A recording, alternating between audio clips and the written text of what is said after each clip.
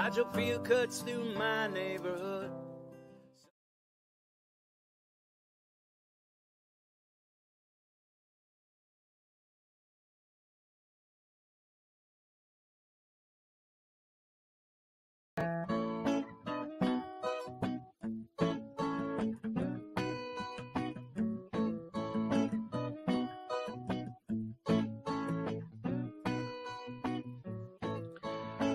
Life in the circus ain't easy,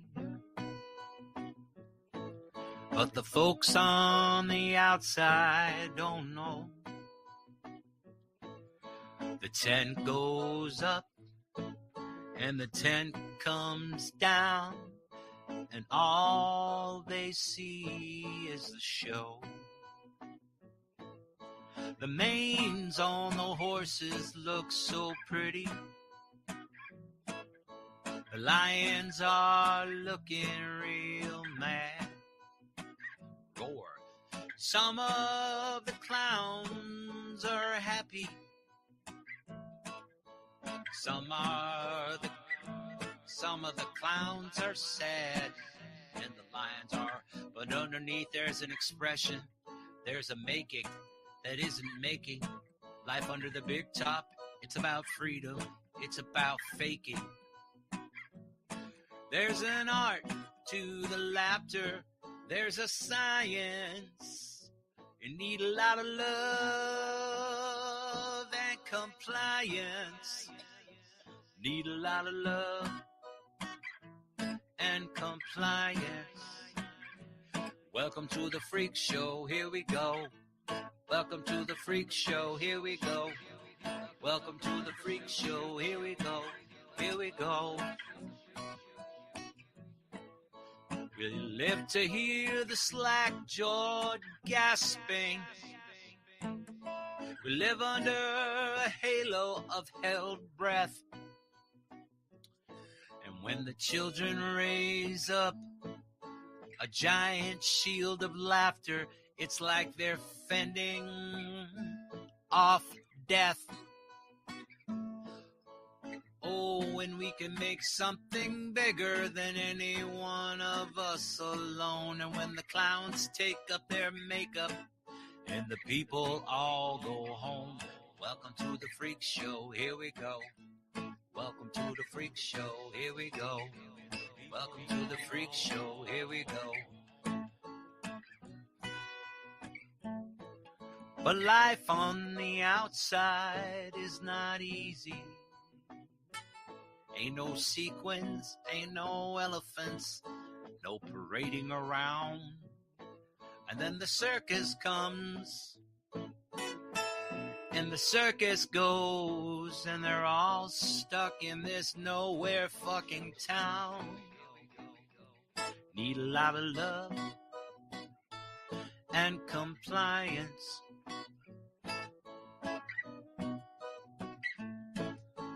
Lot of love, lot of love, lot of love, follow the science. What? Welcome to the freak show, here we go. Welcome to the freak show, here we go. Welcome to the freak show, here we go, here we go.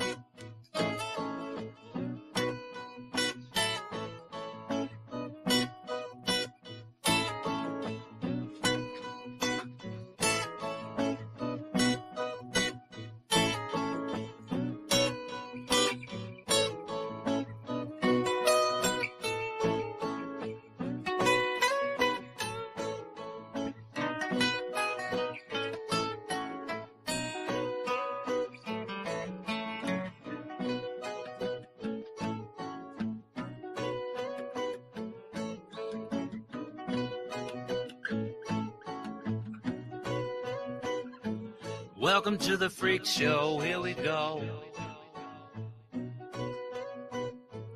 Welcome to the freak show, here we go, here we go. Welcome to the freak show, here we go, here we go.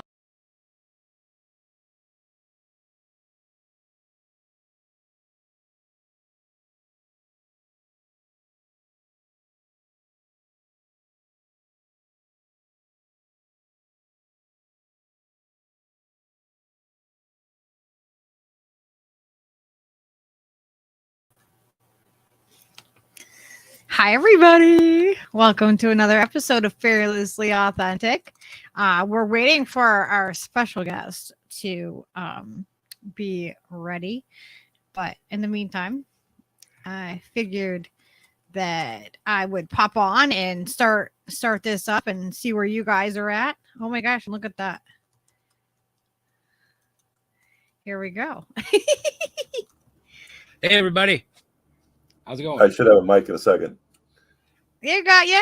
We got you. There Mr. we go. Snork. Mr. Snork from the Y2Ks. I'm just trying to get my headphones in. Okay.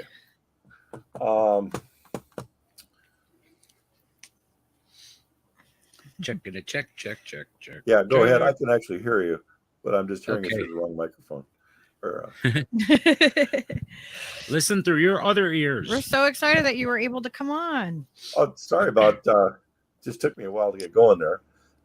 No, it's okay. I was like running behind myself, like trying to get all my links together and ready for the show. And I was like, oh my gosh, I'm running late. And so it's okay.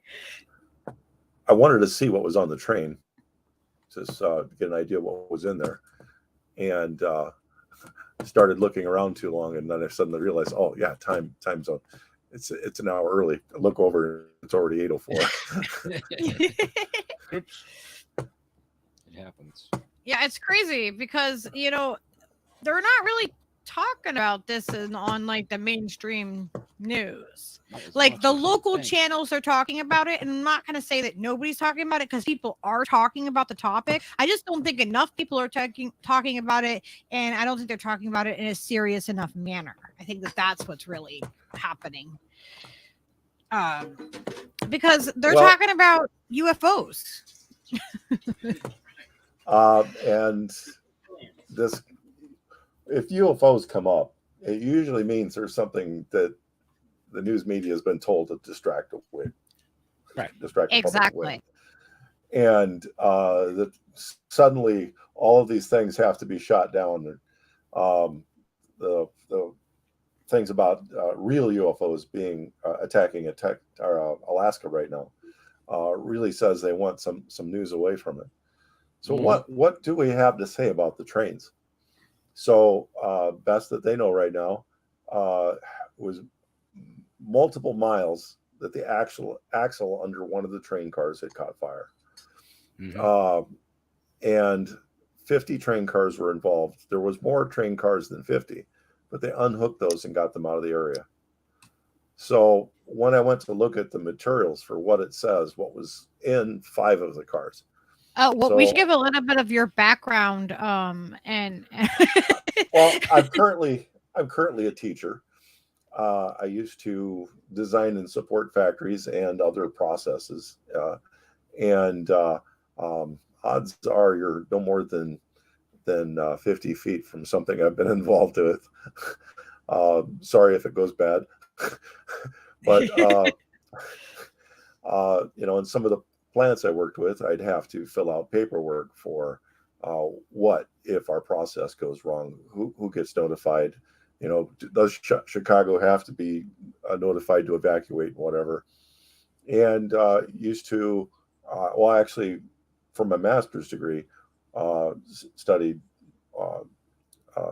what to do in case of events that were bad in factories. So we started to learn how not to make bad factories. So I had to take toxicology, planning for disasters, actually planning for recovery from disasters.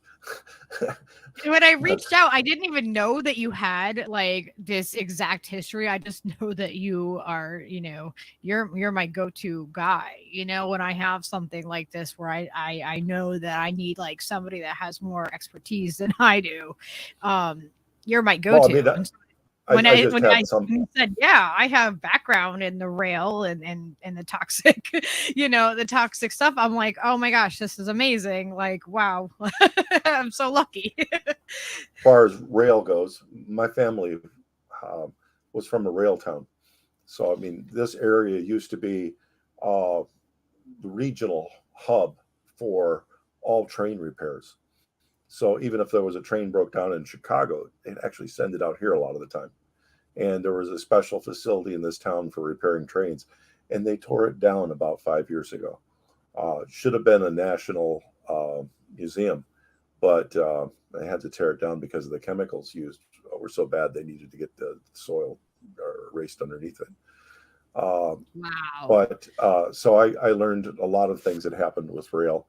My father was a pilot for a while, gave up after all of his friends crashed, and went to work for the railroad in this town. And he'd often get called out if there was a derailment. So sometimes I would actually get to see some of the effects of what was happening. I'd be asked to come down there because of my electronics background. They said, what's this damage? When trains started getting electronics in them. But so I got used to a lot of the issues that were happening with trains. Then, of course, you do get involved with transportation issues due to logistics study of just engineering of building a factory, keeping it running, and keeping the parts going to it. So, I started at a weird time, learning what issues were, how to look up what chemicals were going on. So I thought one of the things I should do is, first of all, look up the chemicals that were on the train. So the EPA has a website where you're supposed to say what kind of chemicals you have. Multiple companies by law, because of EPA, and you won't believe who actually came up with this. It was Richard Nixon. Oh, lovely. Oh, tricky. He wanted some responsibility reporting to the people, to have people going on, and he's usually not credited for some of the good things he did. Right. So he made it so that they have to disclose what they're traveling with. Yeah, he made it so that there. I just want to make sure that we're clear. Yeah, that's good to know. That's really good. Yeah, absolutely. Give credit where it's due. So, like once a year, I'd be required to fill out these reporting forms, just saying what I had on site. So if there's a fire, we all got killed, then at least the fire people could know what's in there. And they have to know some things like, hey, if there's a fire, what do we do to put it out? What is in there? How bad is it? How much of an area do we have to vacate? So the major suppliers of chemicals, when there are some things they don't have to disclose, but it's usually pretty clouded if it isn't. So, but all the chemical producers are required to produce what's called a safety data sheet. When it originally came out under Nixon's plan, it was the material safety data sheet, and they recently took the M off. They didn't want any Millhouse involved. So all companies provide a safety data sheet. I don't know if I can actually share this somehow. Yeah, if you at the bottom of your screen, it should say like a present or something. Okay, I see present. Yep, and then if you present it, then I will add it to the stream. It will come up. Present, share a screen. I'm trying to figure out how to share a screen here.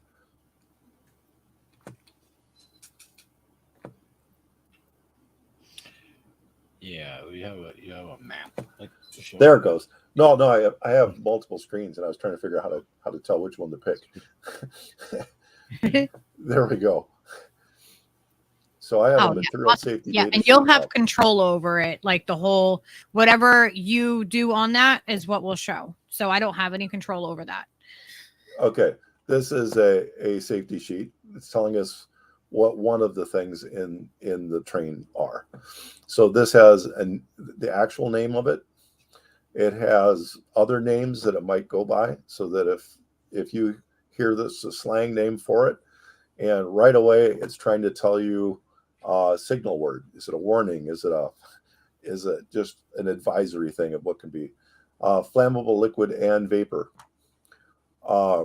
And when we get down to it, it's right away. It says causes skin irritation, eye irritation, maybe allergic skin, harmful if inhaled, respiratory. And it goes on about different things that can happen with what to do if you happen to have an exposure. It happens to say if it's inhaled, it happens to say what to do if it's just being stored. And when we come down to it, it gets kind of a little bit more as we get on as to what happens if they're first aid, if it's on your skin right away. This is the section for the doctor. This person presents, do this. And then, for the what extinguishing media do we need to put it out? What explosive limits. So if there's a certain amount of oxygen, less than 1.5% oxygen by volume in the air, it will not explode. More than 7, if the limit of this stuff in air is more than 1.5% of the volume, it will explode, and it has to be less than. So there's a limit to where it won't explode. When I got down to here, I was trying to think, stability. And what is the name of this particular chemical? Because I know there were several, right, that they were moving. Yeah, this one was the butyl acrylate. Okay. I think that's one of the ones I was looking at, where it was what was going on in it. Trying to think if this is the one where it says, "Do not attempt to put out the fire." And Really? remember, Dangerous. they let the fire burn. Now, several of the chemicals, if they're above 150 degrees, I think that was Fahrenheit, that it is not safe to try to even be around them. So the next one I have on here, polyvinyl chloride. This is the one that the news talks about. That's used in making PVC. As far as this goes, this is a gas. And if I come down here to firefighting measures, use extinguishing measures appropriate. Not a lot of information on this one. I mean, there's stuff going on there, but realistically, this one did not appear to me to be the worst. When I was looking down through these, that's all acrylate. I'm just zipping down to the fire methods. Water spray, chemical, dry. Mist may be used in closed containers. That's not the one I want. Ethylene glycol monobutyl ether. This one, signal word, danger. Danger. Kind of like, danger, Will Robinson. You got it. If it says danger first, trust the robot. This one doesn't say flammable gas. This says extremely flammable gas under pressure.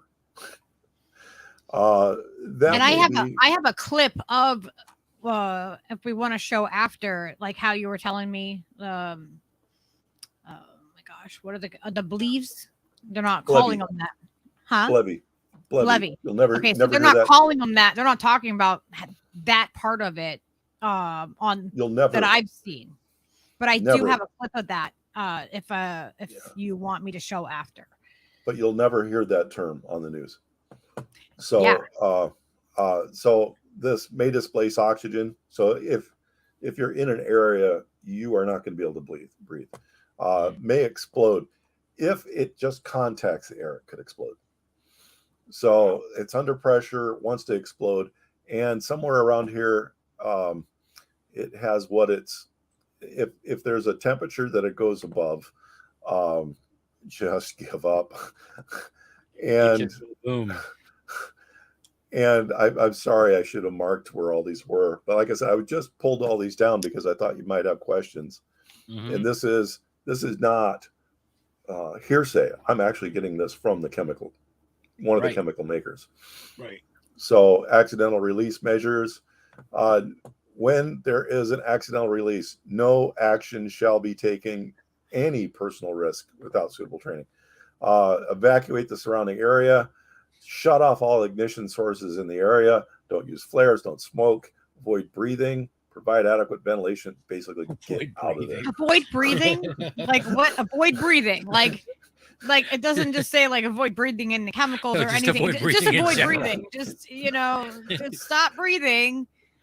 Yeah, it's basically does it tell you how big of an area to be per parts? You know what I mean? Like they should have like maybe like if there's this many parts per million or whatever, however they measure this, there should be some kind of radius as to how far out do you evacuate. Yeah, and I don't have that, but let's see. I had another one here. Thought it was the first one I had in the list. Was something about the fire instability, toxicological acclimation, but there was one on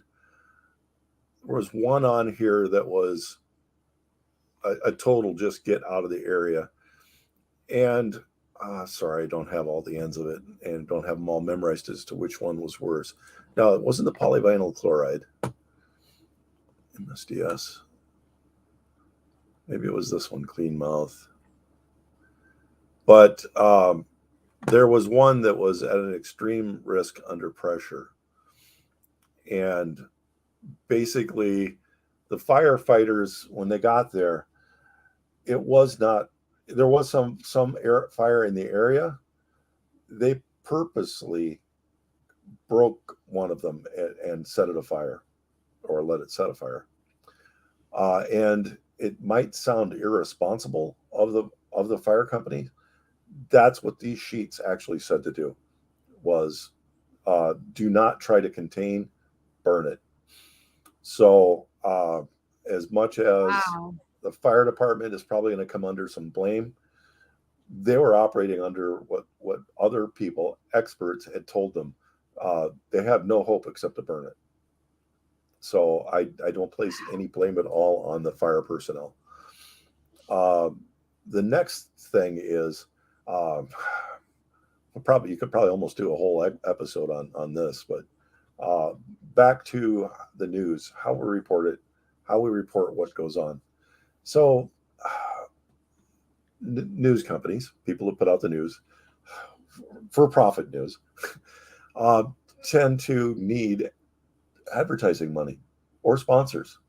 So I mean, like there are places that broadcast on the I'm going to stop my share. Let's see. Stop screen. Okay. So there are places that need sponsorship, and you'll say like, hey, this is sponsored by CB Geigy or whatever. There will be no negative ads about that company on that channel ever, unless there's some kind of like misinformation about it. If we go back to the case of the issue with the lead in fluorescent light bulbs, most news companies had the idea that it was very minute, wasn't a problem, and they covered more that when there was a problem with, was it measles vaccine? That it was measles vaccine was causing autism and stuff, and that things of it that could have been related to mercury were never discussed. That was probably the largest source of mercury in their house. So there was like issues of it being in tuna, small volumes, but break a light bulb, you don't think about it. But you take your kid into the doctor one time to get a shot. You remember that. You don't remember when you break a light bulb. In Germany and some other countries, if they break a light bulb, they actually evacuate the building if it's a fluorescent light bulb. Mm-hmm. Now, if we have a news company, and many of the news companies needed ads from those companies that provided light bulbs, Never is there ever a question about anything that was used in the light bulbs, because you don't burn an ad person. Now, I'm not saying it was the problem, but it wasn't even up for discussion. But there was no critical thinking skills around it because of that. Like the advertisement basically like just puts a stunt to any critical thinking skills from any kind of like, because even if a journalist did bring that up and bring that to people their attention, they would be like, we can't cover this because this is an advertiser. This is someone that's paying your paycheck. Yeah. For some of the companies. However, one of them owned the companies that made those light bulbs. Mm-hmm. Exactly. Of course. So they're like, get on this story, push this. Well, what happened? Well, did they actually push it? I don't know, but it sure seemed like it to me. So let's, we talk about what's going on. We talk about what's going on through a city, what's moving through a city. Whenever you have any kind of thing at a company, you don't want anything negative coming about it. You might know that there's a problem with some kind of chemical in it. You don't want anybody in the public knowing what your problems are. So you'll do everything you can not to talk about it. And for our communities, they're like, okay, I'm the mayor. If there's a problem, I better have a solution. If there's not, we're not going to talk about it. So we have a lot of issues going out there. We have quality. You mentioned before, is there a quantity that I should be looking for? Well, there are published quantities that our municipalities can look at to see, is this a danger? Are they updated? Are they reasonable? So, and sometimes it's like, is there currently an economical way to get that out? If it's not economical, it's just adjusted out. So like if they usually can't afford to take out the last 3 ppm of chemical, they will say that's the acceptable limit. And it won't be the town saying it. It'll be published on a website. Must take out all of this, which they're looking at what can you reasonably take out, not what should we try harder to figure out how to get out, not have a 5-year-old go and move it. But we tend to not want to talk about anything. And we tend to not want to ask for reviews of technology. For instance, the technology for spotting a fire. We have things out there right now, little devices that cost about $10 a piece. Well, $10 to a train means you got to put a mechanic on it, take it out. Spending $10 to put something on a train actually ends up costing about $1,000. That's not unusual. It's going to need maintenance and whatever. But this little device could actually tell axle by axle which axle was abnormally hot, and that's what happened in this case. It got so abnormally hot that it caught fire. Well, you'd need two. You'd need one on both sides. Well, and if each train car has 16 points that it needs to be monitored, that's a lot of money to add per train car. Mm-hmm. Now, we know that it had 50 cars, which means it would need at least 16 times number of that. My guess is they probably had like 100 cars because they had enough room to think it was safe for them to discharge and connect and go away. I have a question about the heat itself and what generated that heat, and if it's like an axle thing heating up on the car itself, it's like a mechanical failure that warmed the stuff up enough for it to become combustible or whatever. Well, it's also boiling liquid, right? Like that's what I was like a locked brake or something kind of situation. You know what I mean? What is it? Yes, probably. No, I'm not saying it. Well, there'll probably be an investigation into what actually caused it later. Sure. But it is most likely that it was an issue with a bearing. Either the bearing seized or the bearing ran out of equipment. And another thing is in the industry, railroad industry itself, they do not have big margins of money to play with.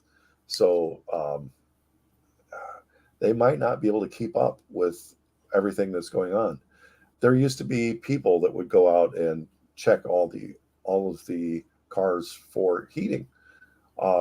There was people called brakemen. They go out and they take a little, like it's like a crayon that gives off at different temperatures. So if they needed a safe temperature, they put that crayon on the wheel, and it would tell them if the wheels were getting too hot. In a, I'm trying to think, I'm thinking it's 15, 20 years ago, they decided to get rid of all the brakemen. So they no longer had these 2 extra people on the trains that go out there and do that. There used to be a caboose. A lot of people don't even believe it when I say this. There used to be a car at the end of the train where the conductor sat, and he would, wave to say that it's okay to let the train go or whatever. The conductor was actually in charge, and there'd be a brakeman with the conductor and a brakeman with the engineer up front. There actually, before that, there actually used to be one more called a fireman that was responsible for keeping the engine running properly. So the number of people that were on a train to manage everything that's going on. Now, the next thing is thinking of a car that's 100 cars long, how long it is to walk from one end to the other. Sure. Think of the temperature on the day that this happened. Right. I don't care how good a shape you're in. How many times a day can you make that walk with your gear on, equipment, radios, whatever, on rocks? So you're not going to be walking on a nice path. You're going to be walking on the side of a railroad track. Yeah, and if you have done that, it's not always easy. I've walked along a lot of railroad tracks myself too. Yeah, you gotta have boots. If you're not wearing boots, you're screwed. And ultimately, that's like crazy amount of work. And we know what just happened, right, with the rail strikes, and they were literally fighting for more safety protocol and for more staff and to have days off. And they're exhausted. Yeah, they wanted sick days. Yeah, I know. They're doing this sick. I would like to know how many of these people were so sick they couldn't walk 100 cars back. Yeah, I mean, especially if with the stuff that's happening right now. And then also the carts, like, so I brought this up because it's a diagram, and it talks about how, like in some of these chemicals were heated. You had to keep them under, like, they were actually under pressure and heated from what I found out. Right. So I mean, like, it could be that something went wrong with that, right? I mean, I guess it really depends on the safety protocol that they have in place. And, if they're skipping over stuff, and they're tired. This was actually what the firemen prevented. When the fire company arrived and decided to purposely breach the tanks, they were like, once the stuff that's in the tank approaches and surpasses its vapor level. So there's a level where you have some vapor above and some liquid. That's on the left. In the middle, it's like when you're starting to boil a pot. The boiling water is actually water vapor that's popping up and splitting up. So on the side, one on the right, when the pressure is so great inside there that when it breaks, if the stuff that's in the tank can explode when it gets into the air, it's already going to be ready to mix up. What is the worst bomb other than a nuclear that the American military has to drop? It's called the Moab. If you go back and you look at the right one, mm-hmm. The Moab bomb is basically the one on the right. Yeah, I have a video on it too. Gnarly. Yeah. So that fuel goes out and then ignites, and it's a horrible explosion afterwards. So I saw you had some other stuff on the Blevies. So what also happens with Blevies, and what I really feel that we should be training people the safety for these. So this is a tank. It's going to get hot. When it exceeds its pressure, it's going to actually blow up. Yeah, I'm gonna mute me because and then we can play this real quick because I want to show you guys like this. I watched this, I was like, wow, this is crazy, and because they explain it, I'm like, wow, this is, oh my gosh, I can't imagine. And this is on a smaller scale. This is like actually set up as a demonstration for training. Yeah. I did warn Steve that very few people can see these videos without swearing.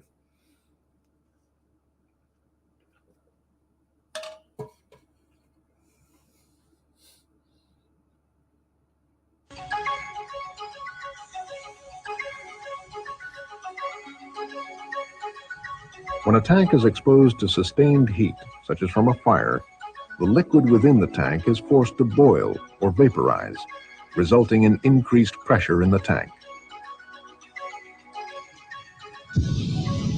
To prevent overstressing the tank, the relief device activates, venting the excess pressure.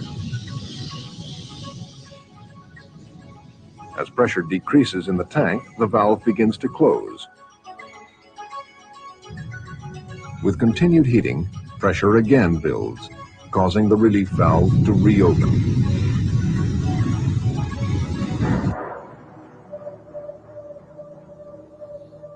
Where flames impinge on the tank below the liquid level, the liquid absorbs the heat, allowing the tank metal to remain at a safe temperature. With continued relief valve operation, the liquid level drops, exposing a greater area of the tank to the effects of heating. With the flames impinging on the vapor space of the tank, the temperature of the tank metal, uncooled by liquid, rises. At some point, due to the vapor pressure from within, the tank metal begins to weaken, stretch, and eventually tear. As the tank comes apart, large quantities of both liquid and vapor are released in a powerful explosion.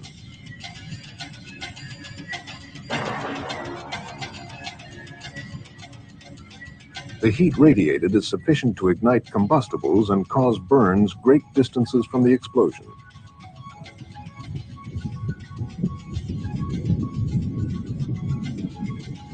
Tank sections containing rapidly igniting fuel can become flying missiles, traveling great distances, causing secondary fires and other damage.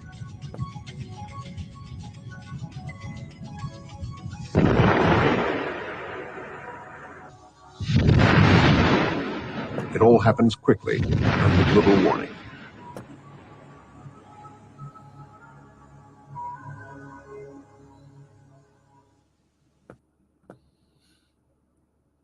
Yeah, so imagine you've been, you're vegetarians, but you've been at a grill somewhere, and you know how hot that broiler can get. Yeah. Now you're talking about few ounces of actual gas coming out and burning, and that's what causes all that heat.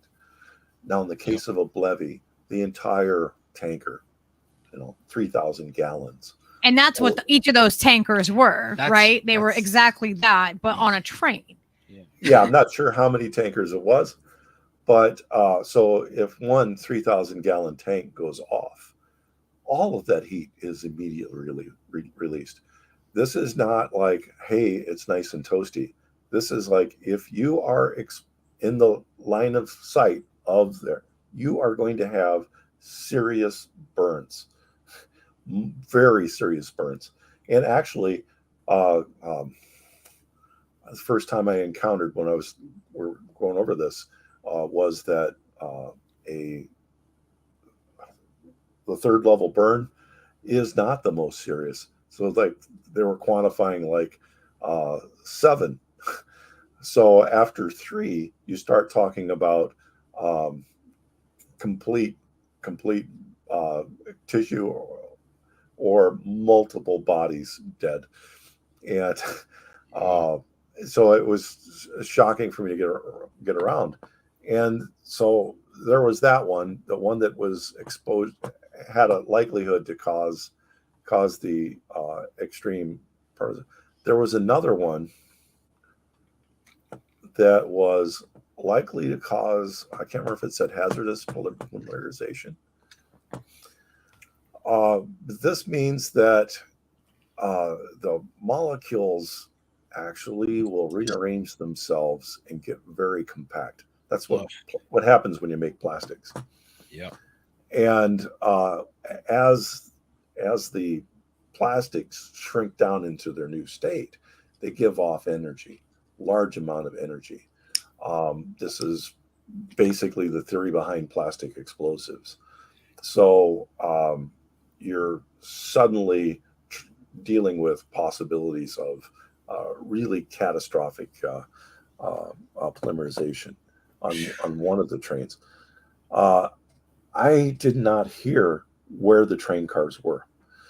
I don't know if currently they put all of the trains, like all these cars together. I don't know if they say that they've got to have a specific distance between them. Where the train is before the derailment doesn't mean where the train cars are going to be afterwards. Right. So I wouldn't know if any of these happen to come down by each other. And that is something that we should be looking at. Yeah, there's people coming forward saying that they think that that it was actually on fire for quite some time before it even got into Palestine. I think they said 8 miles. 8 miles. Yeah, something like 8 Yeah, miles. I have a video. What was it, like 30 minutes? And that's where I blame regulatory issues, saying that we no longer needed that safety person. We'd have to actually need somebody that is better from that. It's the isobutylene. Isobutylene was the extremely flammable gas. The danger under pressure may explode if heated. May displace the oxygen. I got that part of it. Later on down, it actually says, do not try to resuscitate. If they do not give mouth to mouth. So what? It may be dangerous to the person providing aid to give mouth to mouth. So like, wow. And some of these are so bad that they're saying don't even try to help the victims. Jesus, this is going to be bad. The impact of this is going to be felt for generations. This is crazy. Yeah, like this should be a bigger story than the Super Bowl. Yes. Well, what happens though is, I mean, we're talking about one load of this. This is stuff that is moving all the time. Yeah. Our methods and what is going on are being taken over. We're currently arguing over whether our president is demented. Yeah. And I wish this wasn't the case, but we did this with the last one too. Yeah. How are we keep protocol getting people? Now. Yeah. And I wish, and I mean, it's pretty much been verified, but I believe that Reagan was. Mm-hmm. So I have no idea on the others that I suspected, but how are we able to get things done if we're not requiring our presidents to be?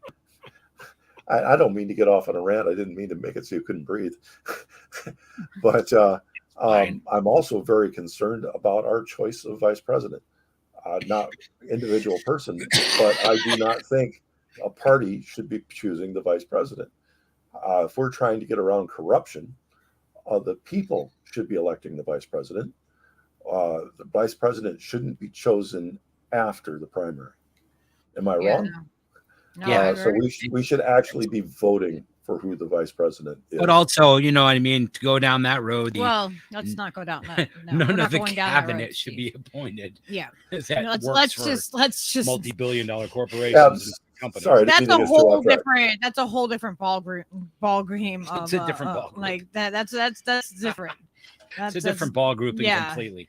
But this is the video that I want to show this real quick because I thought it was really crazy. Like I just saw this before we went live, and I was like alarmed by this. Like, so the Wall Street Journal is actually reporting this.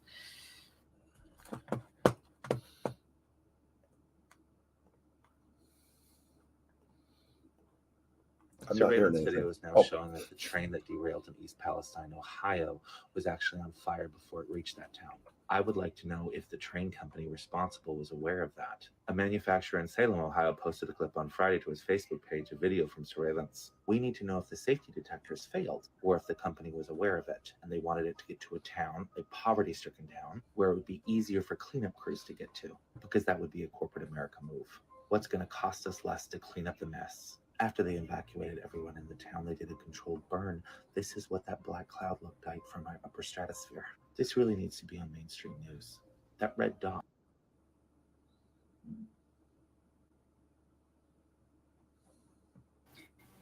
I thought this right here was really interesting. And I thought that you might be able to speak on this map that he is talking about here, because he's showing the red dot is where the explosion happened. And see, we're not very far. Like, it's crazy. Like, I know that there's a couple of people in our chat right now they're saying like they're close to this. Anthony Malecki is driving back from Arizona, and he lives right there in Ohio, like on that side of the state. So he's talking about the water table here and where the explosion is and where where the water is gone, like where it can affect, because there's fish that are dying in the streams and the rivers and everything already. The neighborhood animals are dying. There's people's cats that are dying and their dogs. There's a guy, I guess, who had a pet fox I saw that died in his arms. Like there's all these reports of like it's almost like a fiberglass type material that the animals are covered in if they were outside or near when the explosion happened, and the radius is getting much bigger that we're seeing people affected by it. And then, they're talking about the water table and how far do you think that this is going to spread out? Because this is what they're saying. Yeah, I really don't know. So we have multiple things that the asbestos like material could be. So we're going to have to hear what is that. Now, one of the things that was in there when it was released as a gas, it would try to make little pieces of plastic. So that would be probably like that fiberglassy type material that people are getting made, possibly. It could be, but I don't know. It could be other material. Who knows what was in the trains beside it that it fell on? So, if there was a big fire, other things could have been getting heated up and thrown in the air. And realistically, I'm hoping that the cleanup wasn't quick enough that they could try to actually hide what was found. But sorry to have to say things like that, but that appears to be it. When we need an investigation of the Twin Towers going down, it was chopped up and the evidence was all destroyed. Some of it within days. Yeah. So for your safety, for your safety. Basically, we had what might have been a crime scene. And in this case, I don't know if anything was preserved. I don't know if NTSB officials even had time to get out there. And even if they did, the actual notes, and I will back the NTSB on this, said don't be there. So, I mean, if everything is saying that I should not be in that site, I really can't blame them. But I did see people going into the site wearing protective gear, so there might have been something. And somebody had to go in there and breach the trains. That wasn't automatic. That was, somebody went in there. Somebody reserves some accolations.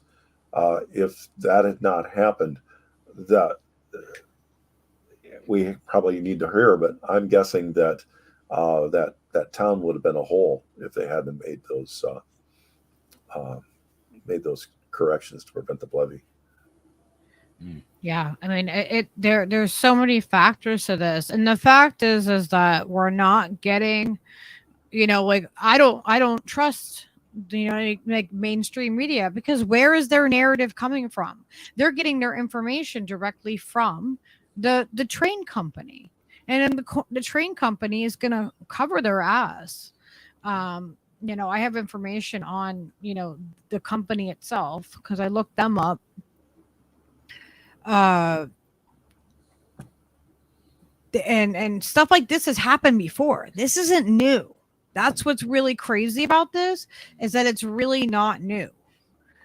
That's why I do say that this has happened before, and nobody's heard the term Blevy. Right. Yeah, I didn't think everybody would know that term by now. No, it's not. It wasn't. It wasn't a term that I knew. Yeah, don't watch a train fire. Train's on fire. Get behind something thick and steel, and then try to get away from it. Yeah, I have. Here, let me take this one off. I heard Seb Applejack is now changing his name to Seb Levy Applejack 59. Pretty sure.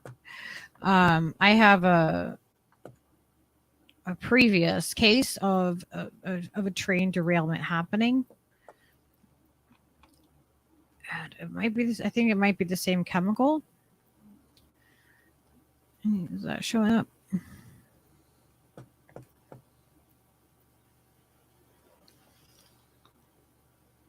So this is a public health record. And this is from the NIH. So this is from our government. And this is 60 tons, it says, after a train derailment.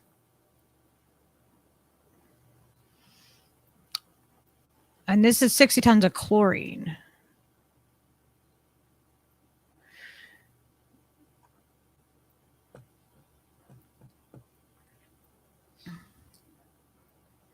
Tons of what?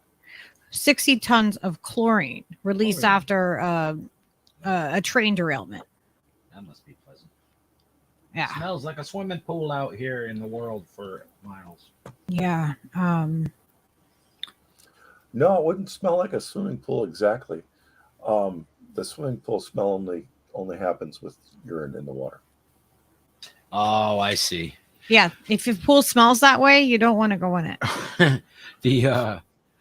Who the fuck? Somebody just said. I was listening to a guy talking on a YouTube short or something, reporting from Ohio. Like he lived like, I don't know, 10 minutes from where the train crashed, and he's like, dude, I walked out this morning, and there was like stuff in the air, and my eyes started burning, and everything smelled like a giant swimming pool. I was like, oh, damn, that's fucked up. Well, that means it's just reacted with other stuff. Yeah, it's just like the whole combination of it or whatever. I guess most of Ohio smells like a giant YMCA pool now. Well, I mean, it takes a while to dissipate.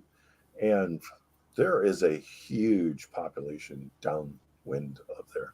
I mean, look at what's downwind of that. So if you kind of draw a cone out at 15 degrees in every direction, I don't know which way the wind was blowing, but if you just went to the east, I mean, that's going to hit basically at least New York City, New Jersey, Connecticut area, down to Massachusetts, right? All of that area, that is not an unpopulated area. Pennsylvania itself is a large state, a large number of people. So we don't know what's going to happen with farm animals. Yeah. People are reporting animals being sick and dying. People's chickens and all of their animals in that general area. Fish and frogs and other wildlife things are dying from this. Yeah, so this is like, this is just proof the NIH has released that, this has happened before, and it's a really long, like study of what happened. But I will put this in the chat, or I can put it in the show notes if anyone wants this to look into all this stuff further, because this stuff it's happened before. It's not something that's new. And I don't know if this is the same of what was in there. I can pull up. I did save videos that were talk about the different chemicals that from the EPA. Was that crash that you just talked about a chlorine gas, or was it a solid like Oh, I just put it away. I believe that was a gas. So it would have been compressed to where it wasn't liquid, but when it's taken out, it's as a gas. Right. So here in this video, he talks about the different chemicals. Let me mute us real quick so it doesn't echo.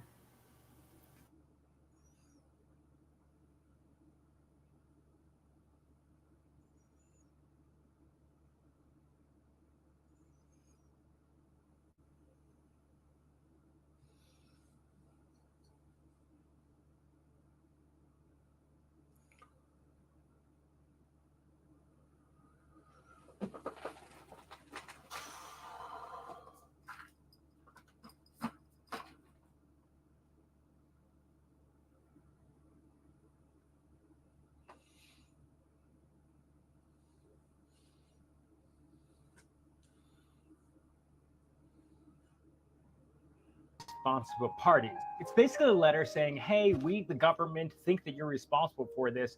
It's going to be expensive to clean up. What do you have to say for your Southern train disaster? There has started to be more media that's talking about this story, but no one's digging very deep. Saturday at 6 a.m., let's dig into the letter that the EPA sent to Norfolk Southern Railway yesterday. This was posted last night on the EPA's website. I'll put a link in my bio. These notices became standard practice in the 1980s after Jimmy Carter passed the Superfund Act, also known as CERCLA. The EPA sends this out to potentially responsible parties. It's basically a letter saying, hey, we, the government, think that you're responsible for this. It's going to be expensive to clean up. What do you have to say for yourself? It starts by just stating the facts, what happened, where it happened, when it happened. But let's look at this last sentence here.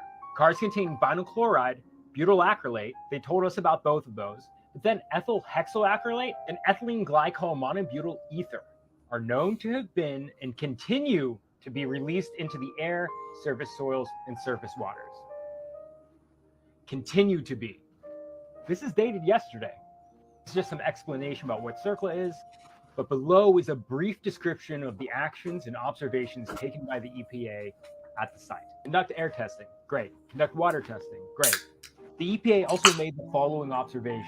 Material released during the incident were observed and detected in the samples from Sulphur Run, Leslie Run, Bull Creek, Fourth Fork, Little Beaver Creek in the Ohio River. Materials related to the incident were observed entering storm drains. Multiple rail cars and tankers were observed derailed, breached, and or on fire that include, but not limited to, the following materials. Okay, the vinyl chloride, we know about that. Ethylene glycol monobutyl ether, we're just learning about that today. Ethyl hexyl acrylate, that's the carcinogen. Isobutylene, this has not been mentioned anywhere else. Isobutylene is a super flammable, explosive petrochemical. It's made from butane. It's used to make a bunch of stuff, but the most common thing would be butyl rubber. O-rings on cars and stuff are made with this. It's rated a 4 in flammability, the same as vinyl chloride. So why are we just hearing about this now? And then the butyl acrylate. So that's a lot to take in there, but we have to move on because I think this is the most important thing you need to hear. Areas of containment soil and free liquids were observed and potentially covered and or filled during reconstruction of the rail line, including portions of the trench/burn pit that was used for the open burn of the vinyl chloride. I think you have to ask a few questions. Number one, why are you learning this from me? Why have they not released water tests since the 4th, but they've released several days of air tests? On the 5th, the EPA said that they were expecting water tests on the 7th or 8th. How much of these chemicals spilled? How much burned? Why was the track rebuilt over buried contaminants?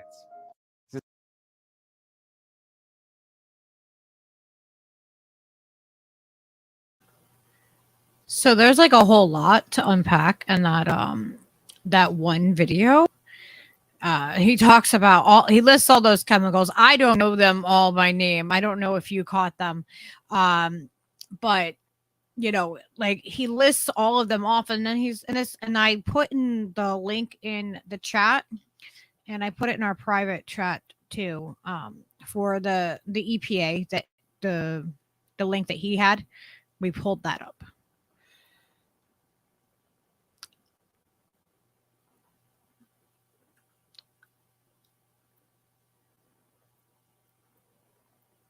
Oh, you're muted, Snork. I don't know if you know that.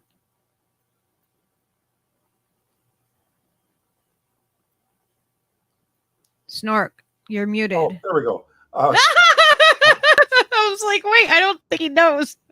I was expecting the mute button somewhere else. I was pressing the button and what's going off. I just popped in the actual letter. Not so you have the letter up on the private chat. Yep. Let's see here.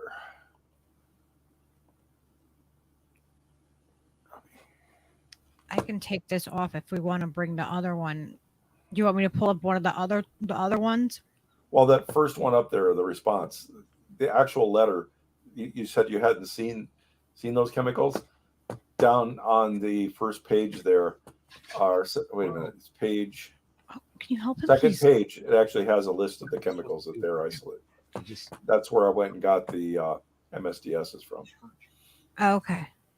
Okay. Okay, now I see it. Acrylate. So when you see that, you could pull up the actual information. So again, it's not hearsay. This is. Yeah, we like to be based on fact because, I do not want giving out information that's not true, especially something of the seriousness of this. There we go. So I thought it would be easier if you actually had the document. Yeah. And I put the link for this in our chat, and we can make sure we put it in show notes and everything, so everybody can also follow the same the same trail. You can't say it's hearsay when you've got the letter from the EPA. Yeah, exactly. I can go up and show everybody, say this is what we're looking at. This is actually from, February 10th, 2023. And this is from the actual US EPA. This is only the 12th. I mean, this is only 2 days ago that this came out.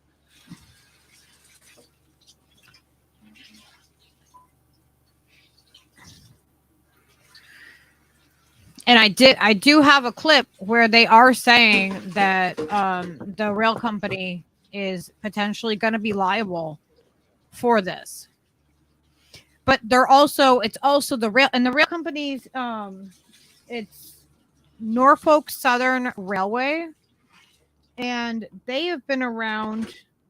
The incorporation date is 25th of June of 1894. Yeah, so they've been around for quite some time. Is it really the Norfolk Southern? Yeah. Or is it? It's not the Burlington Northern?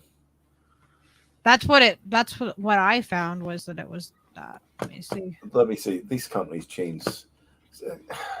I don't know if there's ever any real things going on here. Well, they have a bunch of different they have an umbrella of companies. Yeah. So, because I looked them up, the credentials of the company, because they have their commerce though is actually in Tennessee. So I can show everybody that too. I have to do the thing. It says I'm not a robot. Of course. Here, let me pull this off and then I'll show that real quick. So everybody can see what I'm talking about. Where is it? Is it that one? Okay. Like a bunch of tabs. I should close some tabs. There it is. So this is a Tennessee Secretary of State. Is it? Did I put it on the screen? No. There we go.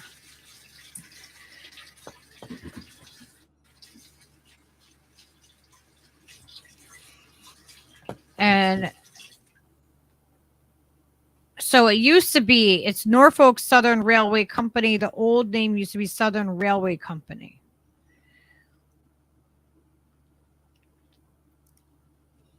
Yeah, like I said, all these names keep changing. I get them confused.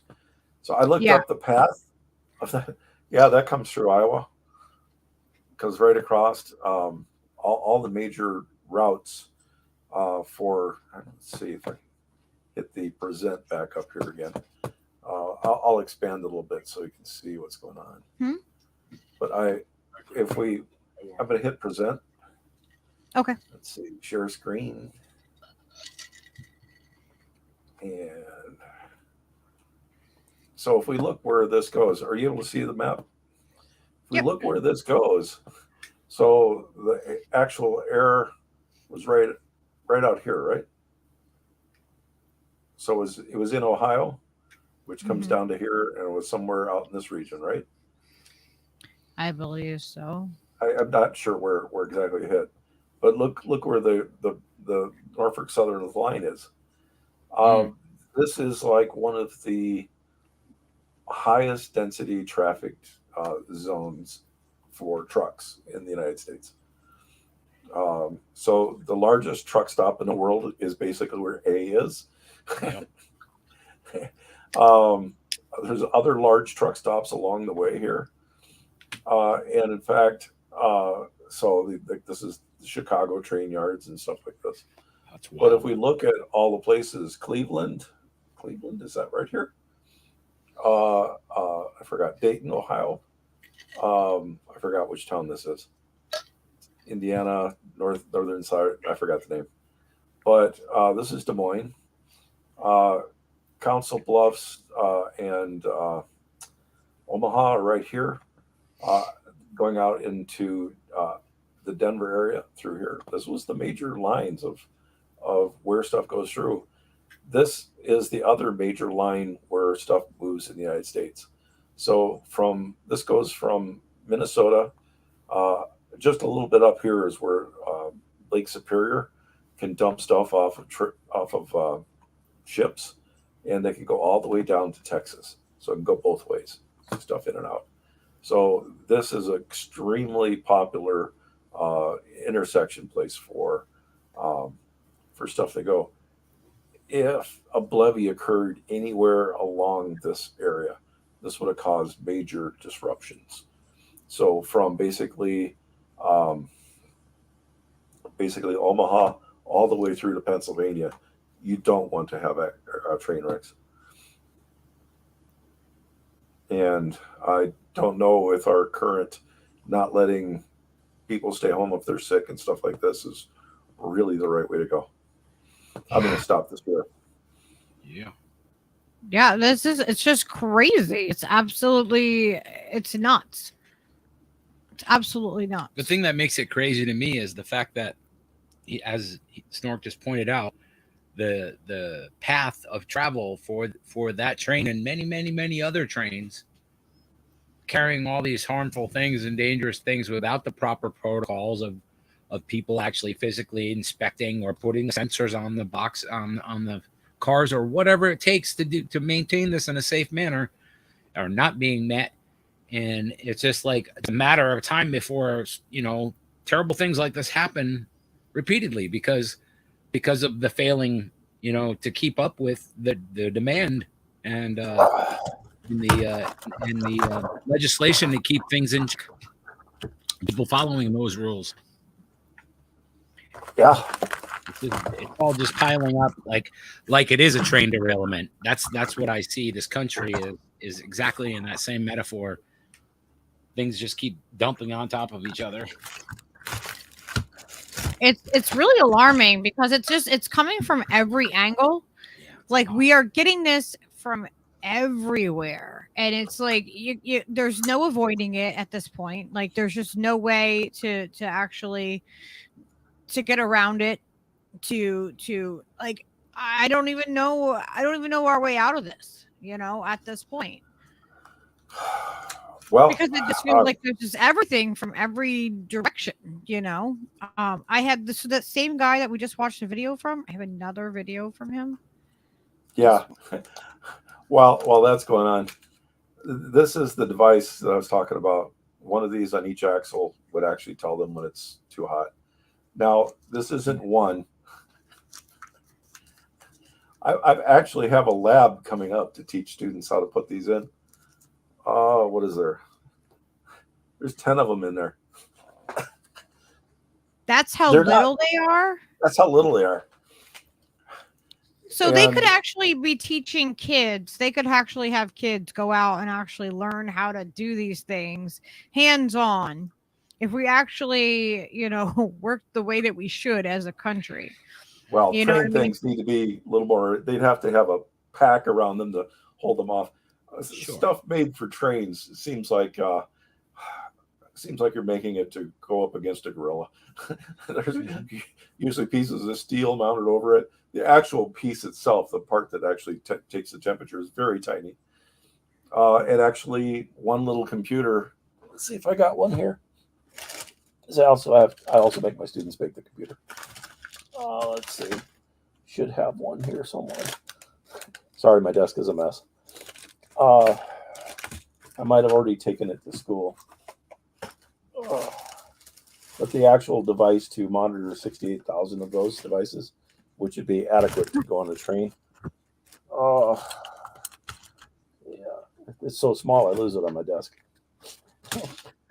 That's crazy. I can't believe you actually have the little devices. So these would be able to detect whether or not there was like a fire or a temperature difference. Abnormal heat, yeah. So, I mean, between minus 32 and maybe 300 degrees, I could tell that. Basically, get over 200 degrees, you already know you're in trouble.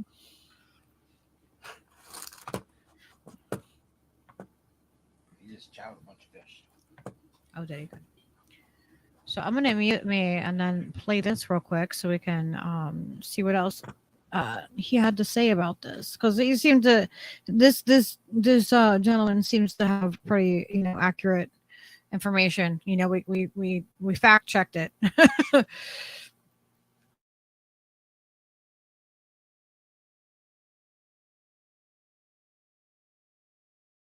This hasn't been getting a lot of coverage, and the coverage that it has been getting hasn't been very good. So let's talk about the trail derailment in East Palestine, Ohio.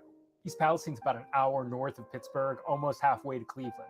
Norfolk Southern has a rail line that goes right through town, and this derailment happened right on the edge outside of town on the border of PA and Ohio. Of the cars that crashed, 5 of them contained vinyl chloride. It's a monomer used to make PVC. The reporting on this has gotten vinyl chloride confused with polyvinyl chloride, the polymer made out of vinyl chloride. Now, the reason that this distinction is really important is vinyl chloride is very hazardous and very flammable. Polyvinyl chloride is a plastics that's used in like everything. The other thing about vinyl chloride is that it boils at 8 degrees Fahrenheit, so it's shipped in its liquid form, meaning that when these trains crashed and these started leaking, they weren't just leaking liquid, but they were spewing boiling gas. So vinyl chloride is really toxic. OSHA has the permissible limit of how much you can be exposed to it during an 8-hour shift as a 1 ppm part per million, average over 8 hours. So prior to this, the biggest spill of this chemical was in New Jersey, where one train car and about 23,000 gallons of vinyl chloride were spilled, but it didn't catch on fire. Now, this crash in Ohio has 5 train cars. These kinds of tanker cars can carry between 25 and 33,000 gallons. Let's call it 250 to 250,000 pounds of vinyl chloride. That's per train car, 5 train cars. There's maybe 1 million pounds of this toxic chemical spilling into the ground and also boiling off into the air. But then it caught on fire. I think this is where the reporting is really bad, because no one is mentioning what the byproduct of vinyl chloride burning is. Of the many byproducts of burning vinyl chloride, one of them is hydrogen chloride. Hydrogen chloride is really unstable and latches onto water, like just water vapor in the atmosphere, and that turns into hydrochloric acid. So right now, government officials from the railroad, both the governor of Pennsylvania and Ohio, are calling burning off the 1 million pounds of this stuff a success, but not mentioning that it means that we have hundreds of thousands of pounds of acid in the air, potentially. Now, ever since engineering school, I've studied a lot of industrial accidents. I just find it really fascinating, and organizations like the Chemical Safety Board, NTSB, and OSHA all have like really good reports available to the public. I think as a designer, it's really good to learn about mistakes. when looking at these kinds of industrial disasters across time, there are a couple things that are pretty universal across all of them.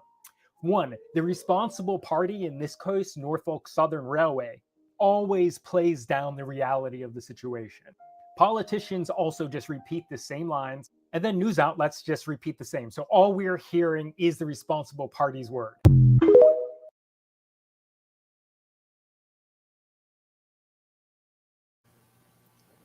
So yeah, he said that well there. Yeah. Let me play it so I can. Okay, so it's Nick DROM. If anybody is interested in following him on TikTok. Grom.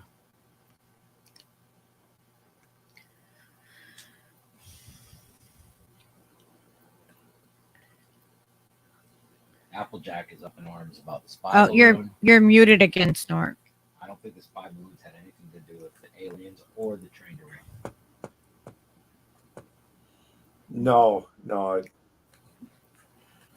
I think they're a distraction. I think that they're using the aliens and the balloons as a complete distraction to what really is happening, because there's people that live in the area that don't know what's happening. Yeah, there's so much like chunky air business going on and all of that stuff floating around and hitting the ground, and who knows what kind of fucking actual boom. I mean, when we were looking at the video of that sort of explosion, it makes a big path. It is crazy how large an area and how far the stuff travels. And then the wind and the rain and mixing it all around and the acid rain, and it's fucking beautiful. Yeah, I think that's really like alarming to me, because how far is it going to spread? You know what I mean? If it's in the air, if it becomes like, you know what I mean, acid rain, then what? You know, like I don't. Well, it doesn't. I mean, inevitably, stuff gets blown up, and it has to come down. So it's gonna come down, and that's what's happening, you know. And that's just, I guess, it'll just be a matter of time to see how impactful having that much stuff, you know, on fire blowing around in a populated area, or semi-populated, you know what I mean? It's not even like a metropolis thing, like, but you can extrapolate what happens there. I mean, what could happen all the way along that line, that, you know what I mean, that path that he just showed. Like, that's a lot of people along that train line. And then another thing that's happening is the press getting locked out of this.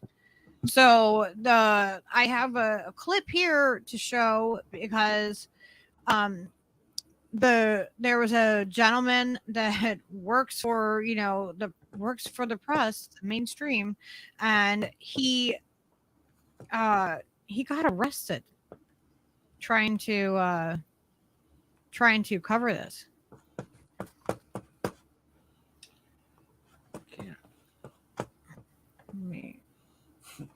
Yeah, I remember back, this would be like 40 years ago. The first B-1 bomber, one of the first ones, was still being assembled. And it was on a train, actually near that train, that route. And it got hit by a tornado and blown off a bridge by Boone, Iowa.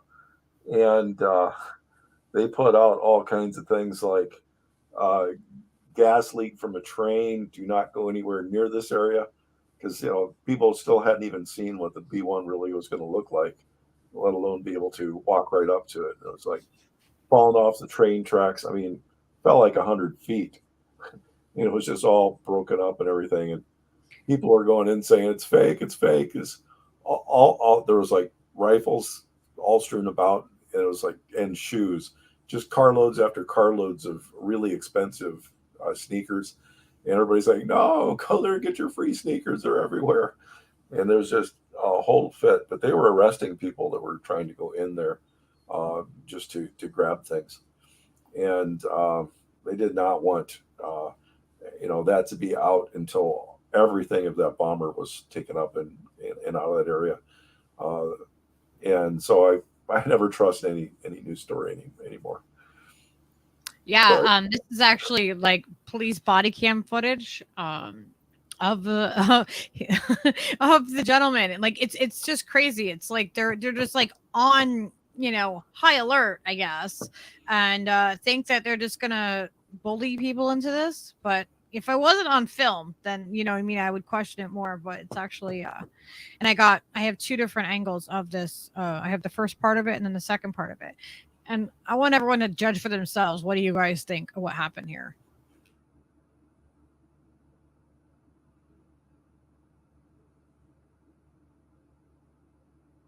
The moments are tense.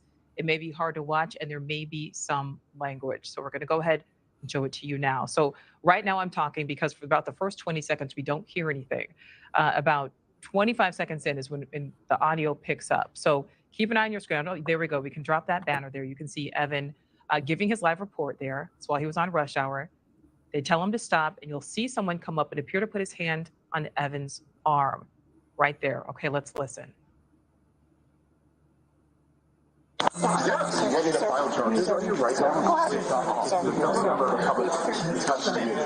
Excuse me. I am allowed to be here. You see that man for your hands on it down, you continue on. Now. Go. Now. Or you can go to jail. Sir, you want to go to jail for criminal trespassing? Do you want to go to jail for criminal trespassing?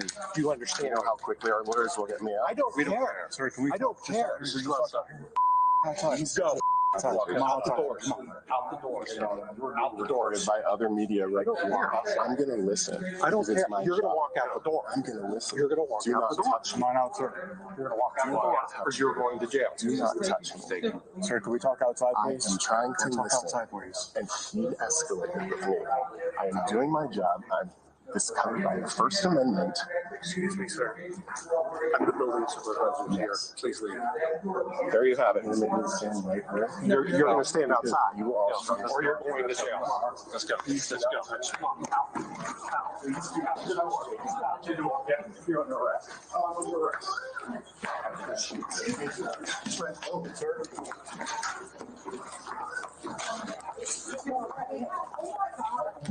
This is bad. Stop. I am on the ground. What are you trying to do? Stop resisting. Stop. Oh my God. Stop. You want to get this. I will get so bad. Lay flat, please. You guys, it's a national correspondent. You cannot do this. I'm a reporter with News Nation. It's all being recorded right now. I hope it is. This is horrible. Because you can't talk to people about doing their jobs.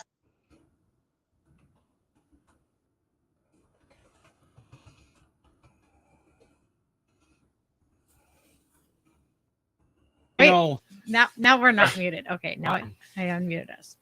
Son of a god dang old cow. Dangle, you under arrest now, son. Get on the ground. So yeah, they were just like, no, yeah, we're gonna trespass you, and you're done. You're done. Like they made more of a fuss and made like he was back there. He's reporting in the very back of the gymnasium. And this other guy comes up and has an issue with him and puts his hands on him. Ironically, that's what he cited to the cop first. He said, "No, sir, you are under arrest." And then the melee broke out. But it's a good try, you know. I thought that was crazy. I was like, what is happening here? And then there's a second one. Let me grab that. And this is from another angle of the, the same basic footage here.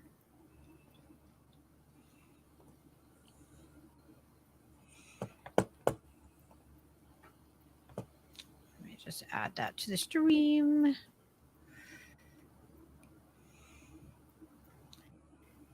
Thank you everybody for hanging out with us tonight. We appreciate it. Absolutely. And there's dissenting things going on in the chat, and people are angry at other people, and but you know what? I think there's a way we can all exist in the same space without a bunch of stupidity and Yeah, hateful, please, hateful everybody remarks. get What's- along.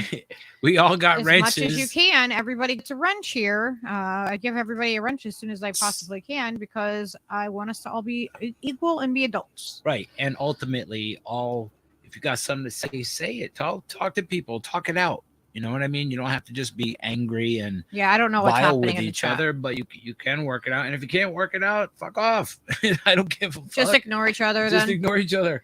All right, I'm gonna mute all us good. up and play this other part of this this angle.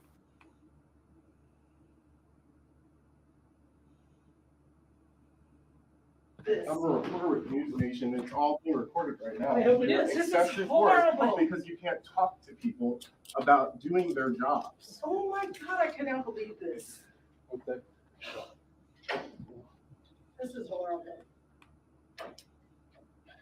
This is what it's like to be a reporter in Evan, I'm so 2023. sorry. Evan, I'm sorry.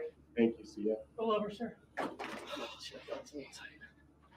Get up on your butt. Can you please listen to this because We it will, hurts? as soon as you stand up. That one's a little tight, so we already Oh my listened. God. Thank you very much. This is horrible. Can someone help me? Yeah, really. Evan, I'm sorry. Oh my Are God. you serious? This is horrible. Doing a live shot. What happened? What happened? I got arrested because I was trying to do a live report about what people need to know. And he's been here He's all policy, week. and I've been here all You week. can't do this to him. This is wrong. Why are you arrested?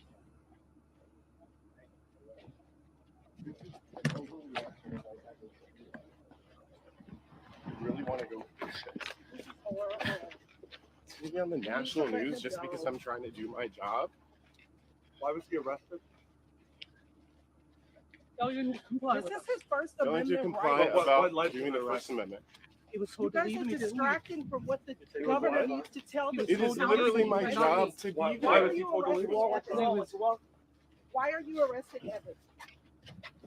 He's a national correspondent with News Nation. He's on the ground all ridiculous. week, Just covering trying the to tell story. people stories. What is the problem? Yeah. Alright, just pretty much one, bro. You're fine. I don't have anything. Okay. My phone was put Alright, on the that's ground. fine. That's okay, okay?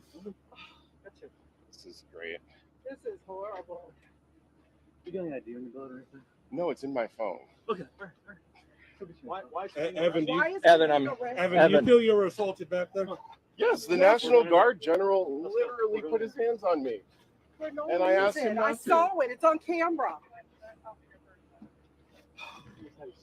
Oh my God. Sure, the Pentagon is Evan, I'm doing sorry. great. Wow, thank you. I can't. What do you want to say to people watching this? It's tough to do your job in America in 2023, but we'll keep doing it. I don't. Yeah, let me see. Let's just do it. All right. Can someone call Nexstar for me, please? I'll call Chris.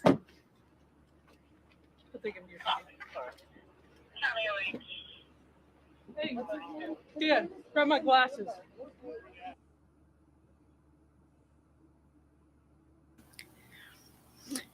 That's crazy. That's what's happening with the freedom of press. You know, like this is why freeing Assange is so important to us because they will do this. And they are doing it. They are doing it. They'll continue to do it, and it will get worse. I just want to make my my heartfelt, sincerest apologies to Applejack for taking so long to wrench up chatters in the chat, and we're gonna try to do better. You know, we're gonna work on it. We're working with Snork, who thinks he can automate it somehow. We can just we just get a bot on the thing. You know what I mean? We're gonna work out the details. It would be like nice if YouTube just didn't censor people. You know, that's why we That give would be- everybody wrenches. that'd be I try to get it as quick as I possibly can. Okay, I can't tell on the StreamYard that somebody needs a wrench. So the Pentagon actually responded to somebody calling this out, like calling out the actual news, the anchor getting arrested. Dang it. Well, that's good. Yeah, I have a Call clip some of that. attention to that shit. Yeah, Please. I like to back everything up with with evidence, what I'm talking about. mean, you can go and the clips are available. These clips are everywhere. Let me see. Oh, might. I better mute us so it doesn't do the weird echo thing. Hang on 1 sec.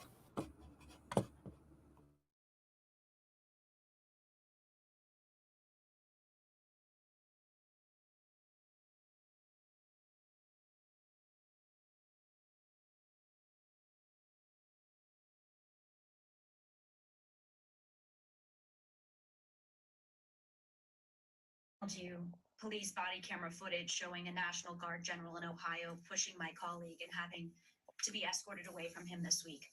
We asked the Ohio National Guard for comment, but do you, as a spokesperson for the Department of Defense, condone such conduct by a commissioned officer of the U.S. military against an American journalist? Yeah, so let me be clear. The answer is no. That's not acceptable behavior. The Secretary of Defense, the Department of Defense absolutely supports, strongly supports a free and independent press. So again,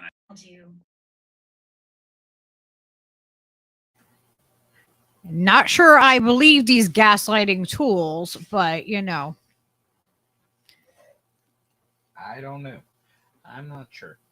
But like that's what their official response is, that they don't think it's okay. Cam Swearing Kate hasn't been ignoring us all. She's been taking a long bath. And that's what you do on Sensual Sunday Burrito After Dark. Snork, you're muted. I don't know if you knew that. Yeah, I muted on purpose. Okay. Can you boost the playback audio on the next clip? It might not. That audio was super just low on Yeah, that one. I'm sorry, that was so low. So you know what I think is really kind of crazy with all of this too, is that there was many of you guys may have watched this certain movie, but there's a movie that happened. I can't play the trailer because I know that I'll get nabbed for it. Even with fair use, but I can give you guys the link to it. If you guys haven't seen it, there's a Netflix movie. It's called White Noise. Oh, do not play. Okay. Do not play. Do not play. I'm gonna make a list of show notes to put in there for everybody, but I'm putting in the YouTube trailer link for everybody. So this movie White Noise, I don't know if anybody has seen this movie, but it's quite interesting because what it's about and where it was filmed.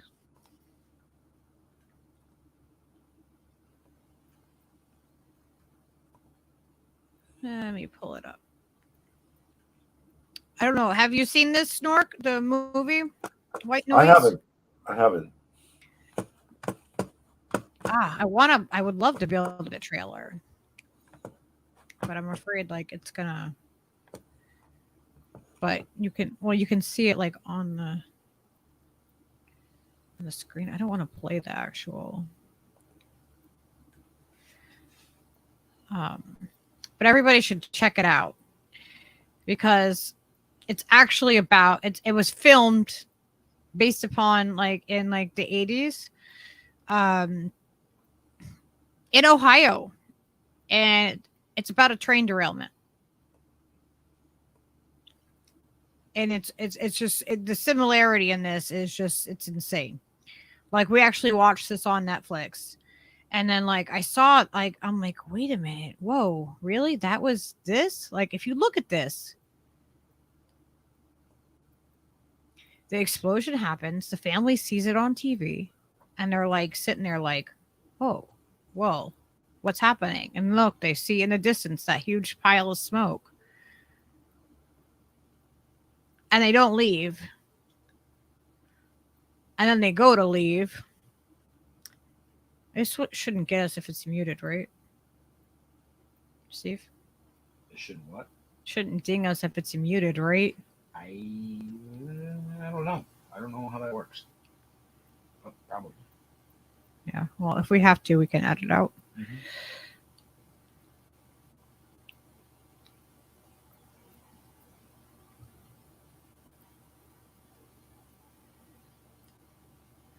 And so, like, this is the part of the movie there where they're showing in the preview, like, where they're trying to get out, and then they're just seeing everybody do the same thing. And I think it's too late. But the fact that it was in the same area, the same story, I mean, it just makes you go like, what the hell?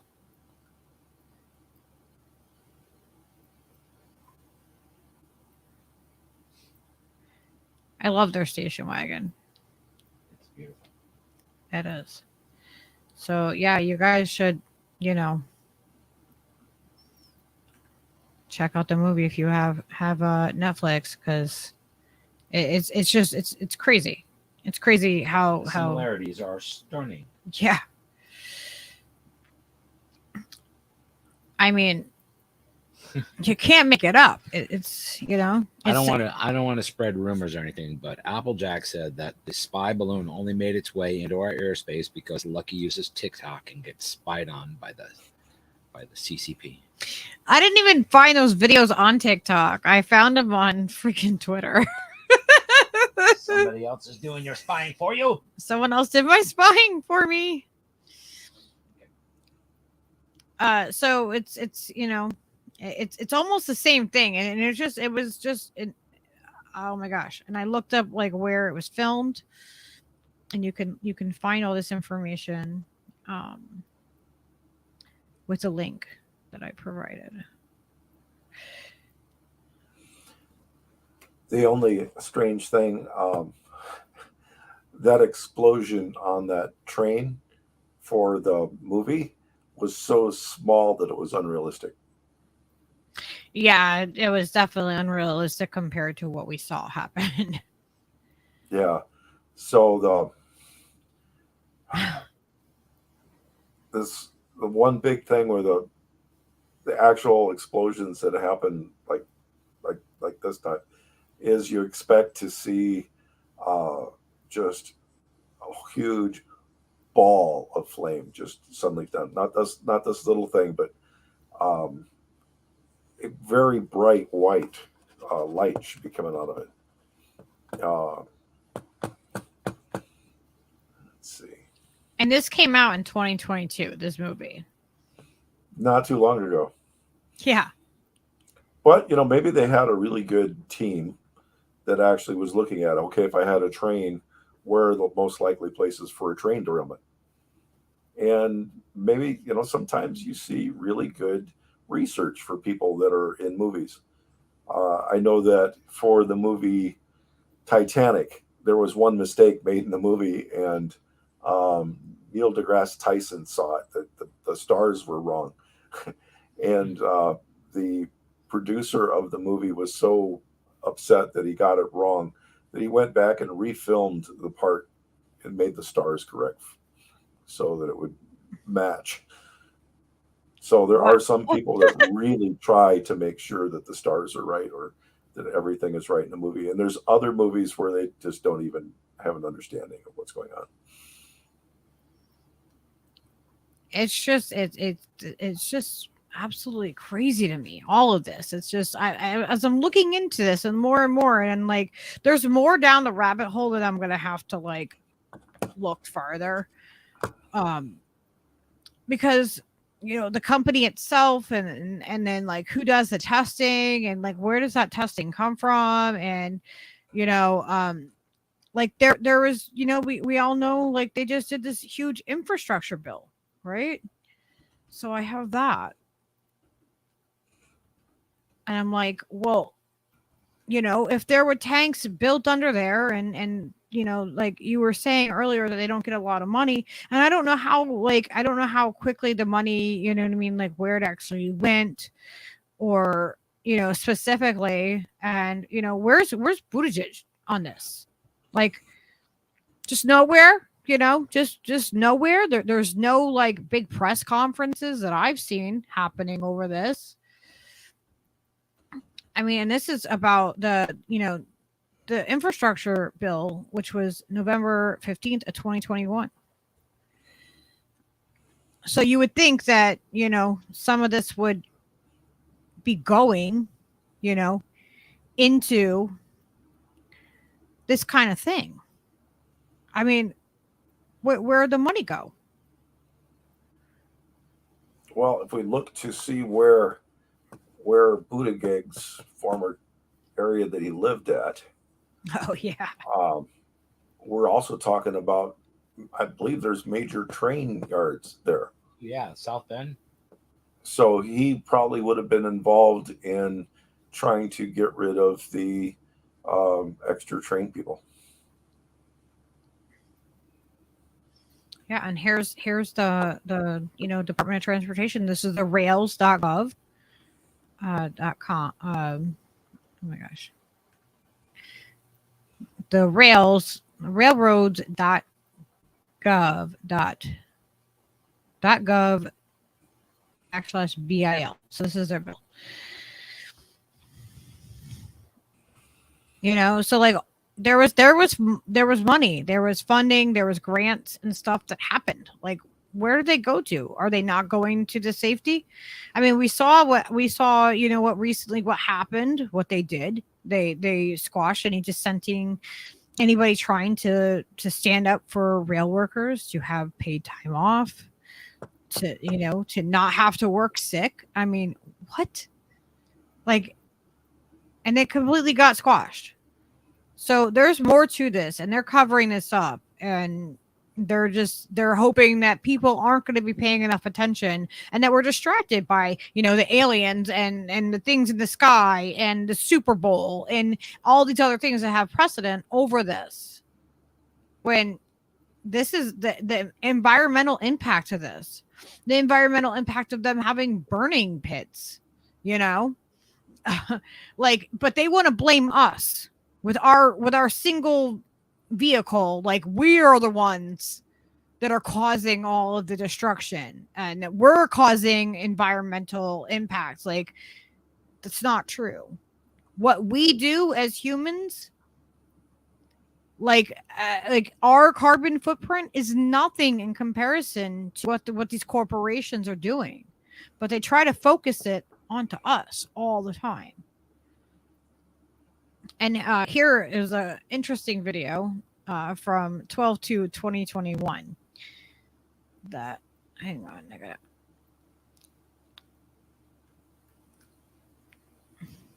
What is it doing?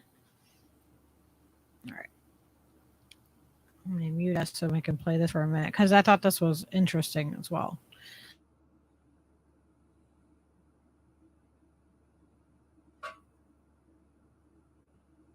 Hi, I'm Amit Bose, Deputy Administrator at the Federal Railroad Administration. On November 15th, 2021, President Biden signed the bipartisan infrastructure law, a generational investment in America's transportation network. It will allow the nation to modernize its infrastructure, making it safer and more resilient. It will make our transportation systems more equitable and help fight climate change. It will create good-paying jobs and lay the foundation for America to compete and win in the 21st century.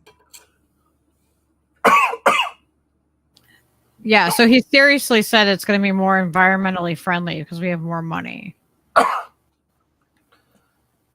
Right now, the FRA, Federal Railroad Association, has taken the number of crew members on a train with hazardous materials down to 2. They don't even have brakemen anymore. They just have a conductor and an engineer. What? And many of the trains now, since 2000, don't even have a conductor. They just have the engineer. What the hell, dude? This is crazy. It's just getting worse and worse. And then they're just like, oh, if there's a disaster, we'll just pay the people off. Yeah, what? It's a small town. We'll give them 25 grand. It'll be fine. No. Well, what they're doing is they're trying to get the people of these towns, not giving legal advice, but I would not sign any NDA I would not sign anything because they're trying to get people to sign NDAs is what I'm hearing through the grapevine. I don't have any like factual evidential proof of that, but if that is happening, if it is, I would not sign anything. I would absolutely not. And if you can get out of there, I would get out of there. I would leave. I would not stay and risk your lives for this. And later on, I'll show. There are some links to, you know, if you would like to help the people. There is a GoFundMe. I don't know who's running it, and you know, I don't know. You know, anytime there's funding, there's corruption, and there's also a church that is involved in that in the town too. And I'll have those links. Yeah, the new economic thing of this would be that it would allow the NRPM to allow railroads to petition the FRA to allow one-person train crews. What? That's insane. Thanks, Pete. Wow. Wow. All right, I'm going to mute me so I can play. Oh, my God.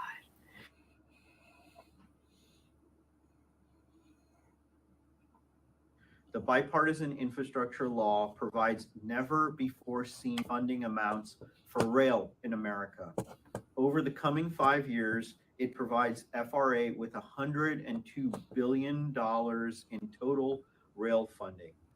That includes $66 billion from advanced appropriations and $36 billion in authorized funding. As part of this funding, FRA will greatly expand existing competitive discretionary grant programs, substantially increase the Consolidated Rail Infrastructure and Safety Improvements Grant Program. Safety improvement. Well, it's a safety improvements. Like I'm like listening to this going, what the hell? Like, this is not. No. Well, a safety improvement may also be a safety cost improvement. Depends on how you define safety. Anything with the label improvement has to do with cost first of all before it's even, you know, can be called an improvement. Like, oh, here's something we can do. We'll call it an improvement, and it's going to make us profit. So that's safety.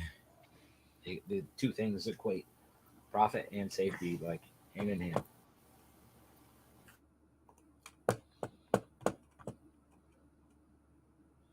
Also known as CRISI, by $2 billion a year.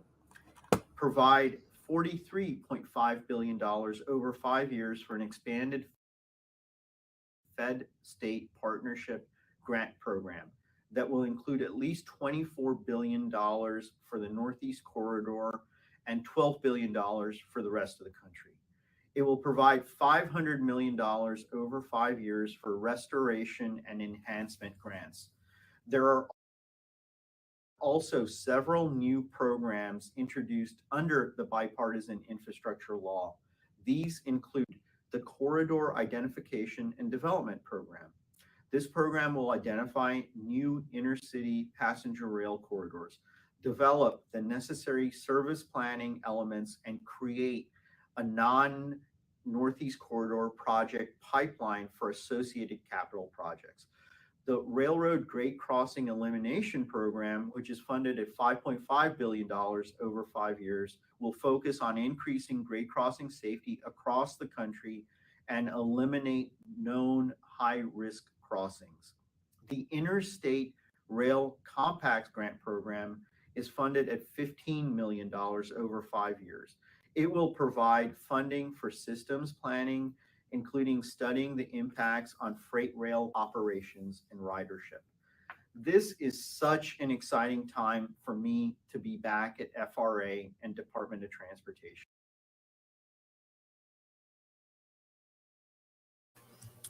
Okay. I think that's enough of that guy. Okay. Not on the clock, Vicky. No peeing or pooping on the clock while you're working. Sorry. have to wait till after or before. What is happening? Vicky's like, what if they have to piss or shit when these companies that are doing, you got one guy on the train, like, I got to take a leak, Bob, and there's no Bob. You're like, oh shit. Yeah. Like, imagine, like, and what about people that what if they have some kind of health condition that arises while they're a single person on the train or two people, like it's insane to think that less people is increasing our safety somehow, like Well, 2 points. The train has to have what's called a dead man switch. If they're all the time that they're driving, they have to have their foot on a pedal. Now, if they die so that they fall on the pedal, the train will just keep on rolling. Also, if they put a book on the pedal, there's actually a toilet right in the front of a lot of trains. So they can actually go down there. The train will keep on moving. They can go down and use the toilet. They can read a few chapters of a book, come back up and see if everything's going okay. And pull the book off of the dead man switch and keep on rolling. So there's all kinds of things that they can do to keep the train moving while they're only have one person on the train. That's wild. Oh, Vicky Oh, said I'm sorry. I'm like 3 feet away from my microphone. That's way better. Vicky's like, sit up now. I should have taken a shower. I took a nap and now my hair is all wild. I always have wild hair. Embrace that wild hair. Yeah. Embrace the crazy hair. That's what I say. So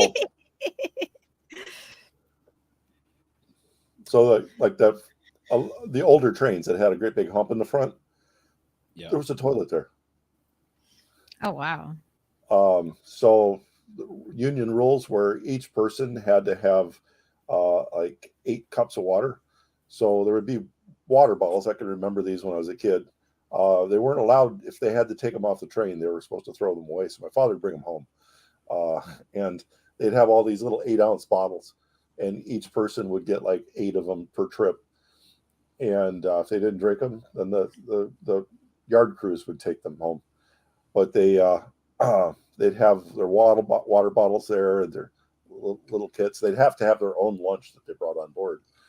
But most people had a what they called a kit, a little bag with them. Realistically, that train isn't supposed to move unless there's an engineer actually sitting there. So I don't know what has actually changed, but that like right now, the Tesla cars, you're not supposed to drive them on automatic. You're supposed to be there watching the road, and there will be people sleeping in the back seat of their Tesla as they're going down the road. That's scary. I know. Freaking Applejack has a Tesla, and I always tell him, do not let that Tesla drive. No way. I don't, that freaks me out. Like, I don't think I could handle that. I like to be in control of my vehicle. Like, most of the time though, the Tesla actually outperforms the humans. Most of the time. Yeah. So I in a bright white snow, I wouldn't trust the autopilot to work. There might be a few other cases, but there have been cases where people are being good. They're behind their wheel and everything, and they've had people go, "Why did my car brake?" So they had little cameras that said, "Why did my car brake?" And they're like confused. They're thinking that their autopilot has stopped, and all of a sudden, a great big truck tire goes bounding down the road. Where if their car hadn't stopped, they would have gotten killed by this huge truck tire. And so many instances of the car being aware in multiple things going around at the same time, it has been absolutely amazing. There was a case where somebody tried to commit suicide in their Tesla a month ago, I believe, where he tried to take the Tesla and take it off a cliff to kill his family. And the Tesla actually saved their lives. It still went over the cliff, but the Tesla tried its best to make sure that they could survive. And they did. What the hell? That's crazy. Oh my So, God. in the case of the self-driving, some other time what we talk about robots, that's also another one of my areas of expertise. Yeah, definitely. I want definitely. We have to have you come back on again. Because not to jump off on anything. The idea, I have this theory that all the things that are like unidentified flying around that like seem to outmaneuver everything that we have on the ground. I think they're probably they're the flying cars that they told us we were going to get in the Jetsons, and only the super rich own them. You know what I mean? So you can, so if they get shot down over Alaska or something, it's probably a billionaire. So big ups to the whatever the F what was it, F-20 something Tomcat. What number are they on now? When I was a kid, it was an F-14. When I was a teenager, I don't know what they're at now. It's gotta be like a different letter and stuff. Jet fighter, I don't even know. They look like spaceships, man. They're crazy looking. Like when people talk about like drones, like when you think about like a drone, I think about like, a kid's drone. I don't think about the huge drones that they're using, the military industrial complex makes and, companies build. Just amazing ones doing all kinds of, surveying and map making and all kinds of just groovy shit. LiDAR looking in the ground where things have happened at past events and all sorts of neat stuff going on. Yeah, there's definitely some rabbit holes we can go down with Snork. We'll definitely let's definitely schedule another stream because I always love it. I call you my brain melter, like because you just know so much. Like I always learn, and I love it. I love learning. And if I hear anything about any type of UFO out in the Atlantic, I always think somebody is trying to get their Habu badge, HABU. We'll let the fanatics go wild on that one. For all you tinfoil loving people, I know you guys have those spaceships and you're flying around because they're all billionaires. I know you're listening. It's fine. It's fine. Yeah. Get an earful. Yeah, I was called a Fed recently. Yeah. Like, are you kidding me? Officer I am not. Lucky. Yeah, I don't think so. Can I be paroled? Can I get a furlough this evening? Like, are you kidding me? Oh my God. Like, I'm farthest from that. I think it's great. They would not. If you ask a serious enough question that someone doesn't want to answer seriously enough, you're immediately a Fed. Yeah. That's it. Yeah. There's no other. That's it. Like there is nothing around it. Like they're like, oh no, you asked something that makes nope, entirely too much. You're too close to the bone. Nope, you must be a Fed. You're Fed. That's the All answer. right. Quit talking, Fed. I know you. I see you. like, Russia is sending 4 little tank drones to the field. They are small, fast tank hunters. We'll see how they go. Okay. I don't know what that has to do with it. I have no idea, but okay. So the Ohio mayor, I guess, had some strong words for the operator Norfolk Southern Railway, promising that he would hold the company accountable as East Palestine residents returned home for the first time. A train hauling chemicals derailed and later sent up a toxic plume of smoke last week. So they're talking about how there's like, their community is frustrated because it has lingering odors and promise the village is not just, taking the word of the Norfolk Southern Railway and has Environmental Protection Agency, EPA representatives involved in air testing. I mean, I don't know. But like I'm gonna look further into this. I want to know who are these companies that are doing the tests? What is their record of the companies themselves?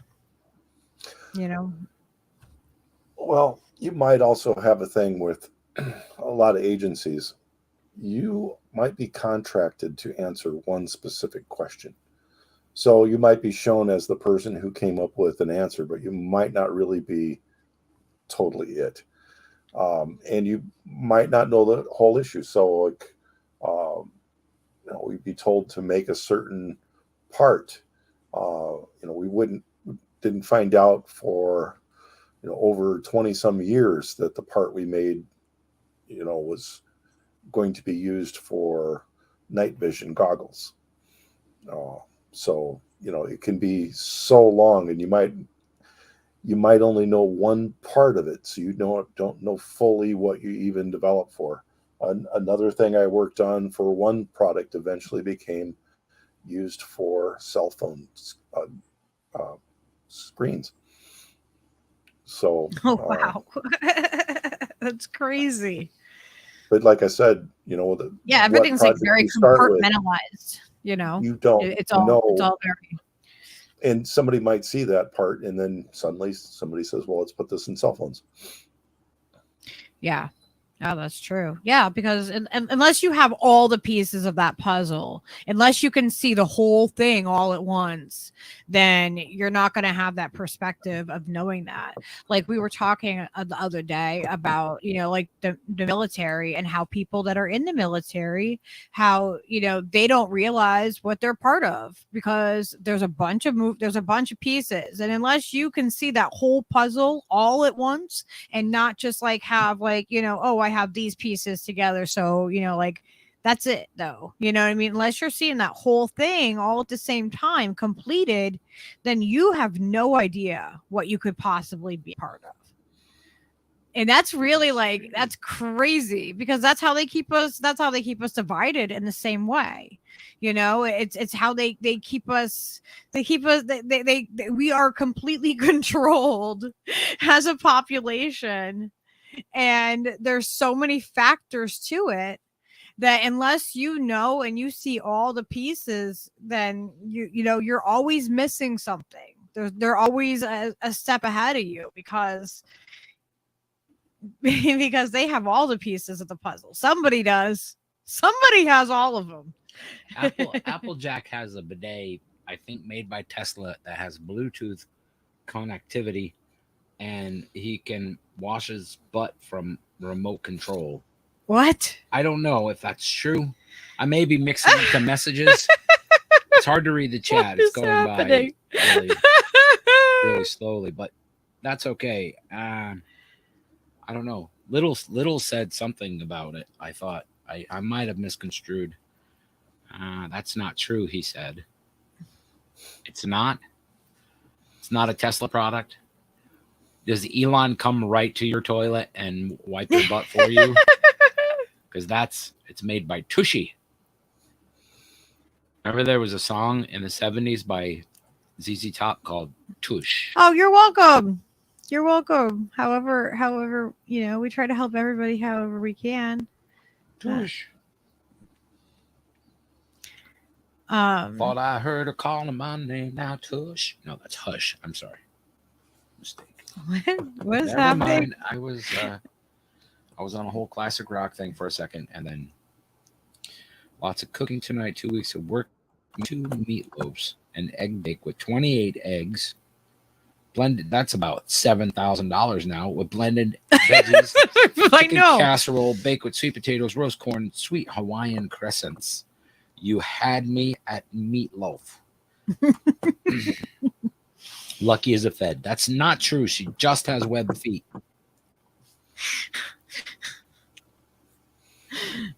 Yeah, it was actually Hush, I think. Wasn't it? I don't remember. Not Tush. Tushy. Listen, right. Feds have nice shoes. You can always point them out. That's right. Especially at a festival, a music festival or something, or just being out in general. They're the ones. Always look at the shoes. Because there are I don't call my hair dreads because it's actually awful term. I call them locks, but you know, they say like there's feds with dreads, like there really is. But you know, you can always check them out with their shoes. You always know which ones I'm are. pretty sure I smoked some weed with some of them fuckers. They'll have a nice crisp tie dye, you know. A brand new tie dye. Yeah, there's no burn holes in it. Most perfect locks you've ever seen, like a hairstylist do, and beautifully shiny Doc Martens. You can't miss them. Or they have like shoes that are just like really clean. Like you're like, really? Yeah, those are some nice Italian loafers. They're fucking what, kid? Yeah. Did you steal those from your dad? What the fuck?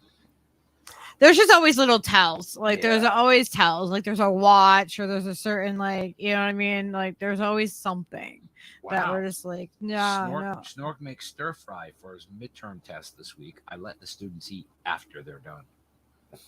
That's a good way to get them to finish fast, right? You start cooking up some stir fry in the classroom. Everybody's like, damn, that smells good. Finish the questions. So yeah, people are complaining about, you know, it's like testing the air and the smell, and I really am concerned for the people in that area. I mean, look at this. It's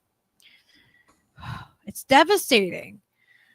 And, you know, to hear the people's animals are dying and, you know, they're feeling sick. And we live in a country without health care with all of this happening. It's not like on top of it, you know what I mean? If they're not feeling well, like they can just go to the hospital, you know? And if it is a lower income area, like that first clip that we played, you know, he said like, love the ZZ Top with I've done this before COVID last time. Steve, don't distract me. Crab Rangoon 250 Snork. My goodness. That is prolific with the Rangoon factor. But we live in a country without a healthcare system. So it's not like, oh, if these people are not feeling well, and we already know there's other, you know, things that are going around that are respiratory things. You know, this is the time of year for it. Yeah. So, I mean, on top of it, you can imagine how that double, you know, like both of those things combined, or anybody that has asthma or any other medical condition that might be irritated by these chemicals in the air and you know, and in the water. It looks like the house is butt up against the railroad tracks pretty freaking close over here. From that picture. Mm-hmm. That is true. I mean, like, how do you get rid of a toxic like residue from a smoke like that? Like, are people gonna know how to do that? Are they giving them any assistance there? Like, I'm really concerned with, you know, with how the people are being, you know, taken care of. How indeed. Oh, we got a tip from Applejack. So, you know, Applejack. Son. He sent $5 and he says, for Lucky, special shoes for webbed feet. You just wanted to make me say that. That's why. He's trying to put words in your mouth. He's trying to put webs on your feet. He's trying to make it sound like I have webbed feet or something. That's for OnlyFans. That's okay. Just a rumor. Oh yeah, I've lived in many houses along the railroad tracks too, especially up the road from here, where we live now. I mean, the railroad tracks were about 150 yards away from the kid's house, like right there, maybe 100 yards. There's Everett. Lived there for 10 years. So, my 1989, my shows for working on a computer factory cost over $1,000 in 1989. What? So shoes, not shows, shoes. Okay. $1,000 shoes so you could run computers with and be like static free or whatever. Is that the thing? I don't know. I think Snork is mutual still. Static free, yes. He answered in the chat, but yes. Oh. I get it. No, I just forgot that I had a mic. I do that too sometimes. I'll sit here and type something out and go, "Why am I typing that?" I could just Vegan, that was that was a good that was a good super chat or a tip. See, what's good about when we get them this way is that like YouTube doesn't get a cut or anything. Like we're not monetized on this channel anyway because we got a strike right before I could apply for monetization. I want somebody to tip us on the Stream Elements link because where's the Stream Elements link? It should be in the description, I think, if I added it. I'm pretty sure I did. But it's like Stream Elements, Steve Cutler Live or something. We should have that, like, you know, but it's with the other ones. But I was just wondering if it does something if animation happens. Oh yeah, there might be an animation that happens with that one. There might be stuff. Oh, I don't know if I might not be logged in. Maybe that's why I don't see any kind of link like that.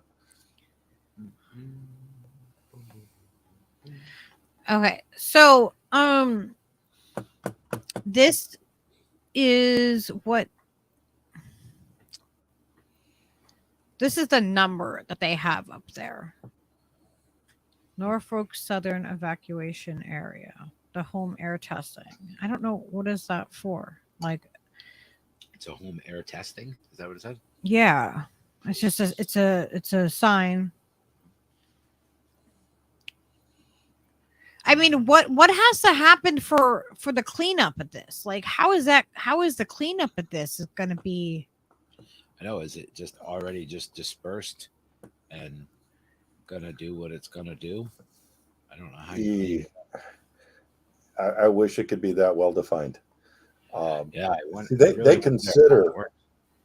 A lot of places actually consider disbursement to be an adequate means for getting. So, like, if there's a rainfall tomorrow, or there's a large amount of snow that says that it's going to dilute it so much, they might actually consider it as well done. You did a good job paying for getting it remediated rather than using it. And realistically, what did the snow actually cost them?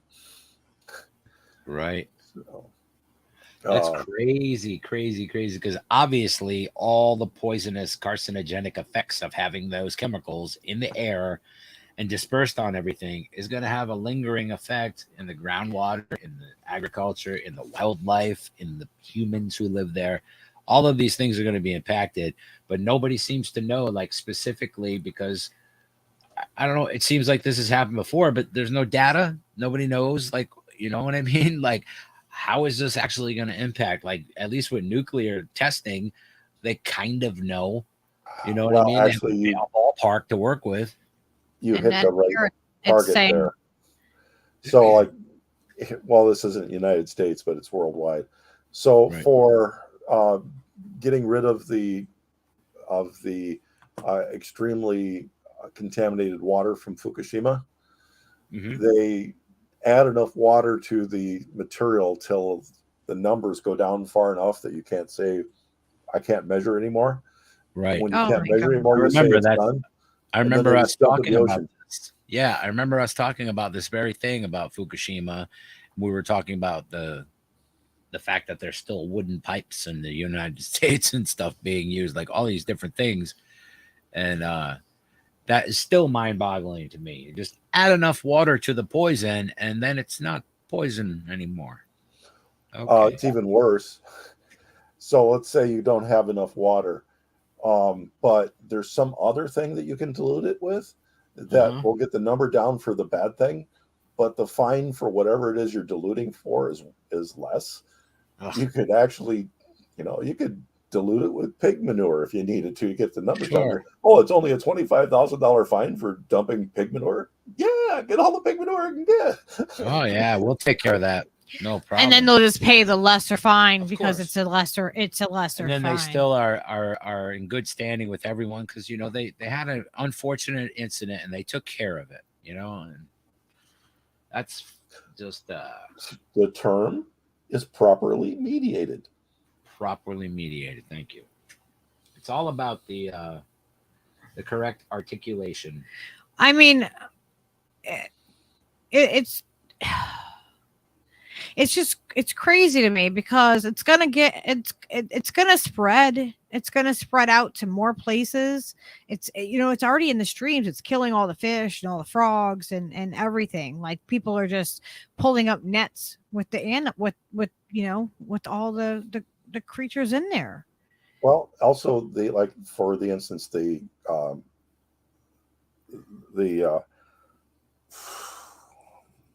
forget it, chlorine. So what most people don't realize is the chemicals that react with chlorine, they're called chloramines. So often the reactants from whatever was killed by the chlorine with the chlorine actually are more poisonous than some of the stuff that you would have had otherwise. One of the things I had with Jordan Sheridan was I told him that one time that he was like, look at all this lead in the water. I said, no, you're seeing iron. You can't see the lead. And you got all these people complaining that the lead is making them have skin issues. And I said, no, the skin issues because of the chlorine in the water to get rid of the bacteria. So that you get the chloramines on your skin, you're going to have all kinds of blistering and whatever. So Right. when the news people in this case are misreporting it, then they cause other people to not be fighting for the things they need to fight for to actually get better. Yeah, I know. I tell people that all the time because it's gaslighting people when they show people water that's running and it's rust colored. And they're like, yeah, there's lead in this water. And it's like, you are absolutely gaslighting and misleading people because, like, I learned from you, lead is clear. And so it misrepresents it. It makes people think, well, if my water is not running brown, then it's safe. And they're not questioning their own water. And they're like, well, mine's running clear, so I know I'm okay. And it's not affecting me. And that's not true.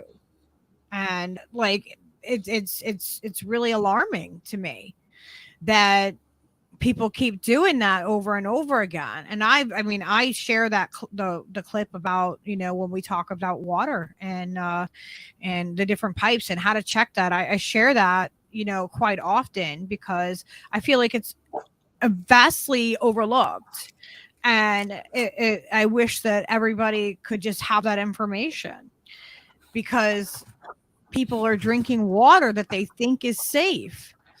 And people like Jordan Sheridan, and when he covered that and he shows brown water as if that makes it lead, that is gaslighting people. That's making people think that their water is safe other places. It's not just Flint. All of the water basically in the United States, it all needs to be checked and tested. And we covered that on a previous episode. We should put that in the show notes. Yeah, nobody's checking for the chromium, which is even worse. So there was one question in the chat. Oh, sorry, the chat's gone by. There we go. Somebody asked, is it this one? About the magnetic field flipping.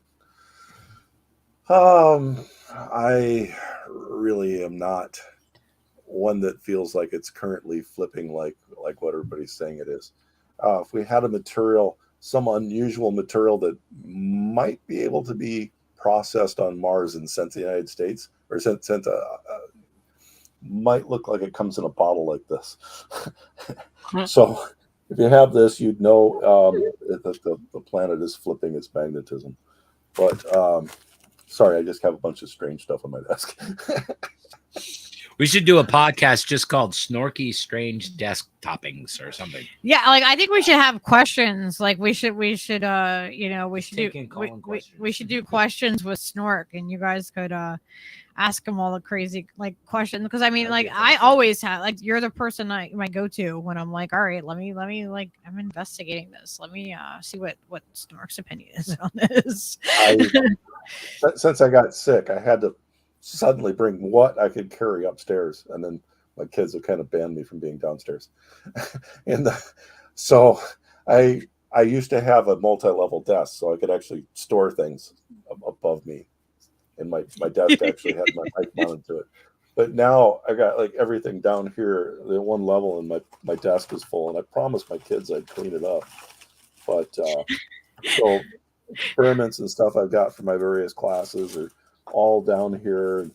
Like I said, yeah, tons of unusual materials that unless you taught weird classes, you wouldn't have stuff like this. You have another question. Oh, sorry. What's the other question there? If I drink the water close to the train derailment, will I gain superpowers? Well, maybe speaking to the dead. I'm pretty sure he's gonna. But do you have any radioactive spiders? That's really the question. We're gonna need to boost it up a little bit. Just your basic. Exploding how gas close cloud isn't gonna do it. How close is the polar plunge that you're supposed to do, Applejack, to this? Right, he might turn to ice or something. He'd be like, he's supposed to be doing a polar plunge, and you don't want to do it if it's close to this. You can't do it. Vanilla Ice plays every time he goes somewhere. I'm really against these polar plunges. They're okay for a lot of people, but if you have some issues, blood history problems, high blood pressure or something in your family, it's really not a wise thing to do. It can cause a real quick spike in your cardiovascular system that can just basically kill you. Oh my God. So I do not approve of everybody saying, oh yeah, the Russians do it and they live to be 100. Well, basically the ones you see doing it are the ones that lived. Yeah. Oh my God. That's a good perspective. I didn't mean to laugh. I'm just like, wow. Yeah. This happened in World War II where they kept putting all kinds of armor on their aircraft and people kept getting shot down. And somebody came up with a question, you're basing where you're putting your armor on where planes that have come back, and this is where the bullet holes were on the plane, so they put extra stuff there, and they go, well, let's think of it another way. I don't want to know where the armor was on the planes that made it back okay. I want to know where the armor was or wasn't on the planes that didn't make it back. Yeah, so and that's using critical thinking. Yeah, if they had holes, that meant they were okay there, that they needed to try somewhere else. Yeah, exactly. That's the way that I if people thought in those terms more, I think we would have a lot less problems. But I think that as we age, our critical thinking skills it's like instilled in us, but then like it's kind of also squashed. And like we get anybody who has a dissenting opinion, it immediately becomes something that just bothers people so much if they don't agree with you, that people go into this like hate attack mode. And instead of exploring why somebody feels the way that they do, or maybe understanding their perspective a little bit, or listening or communicating or whatever to come to like a different conclusion, it doesn't happen. It doesn't. I feel like it's being removed from us, and it's causing a lot more issues. Because and like when it comes to like even the train derailment.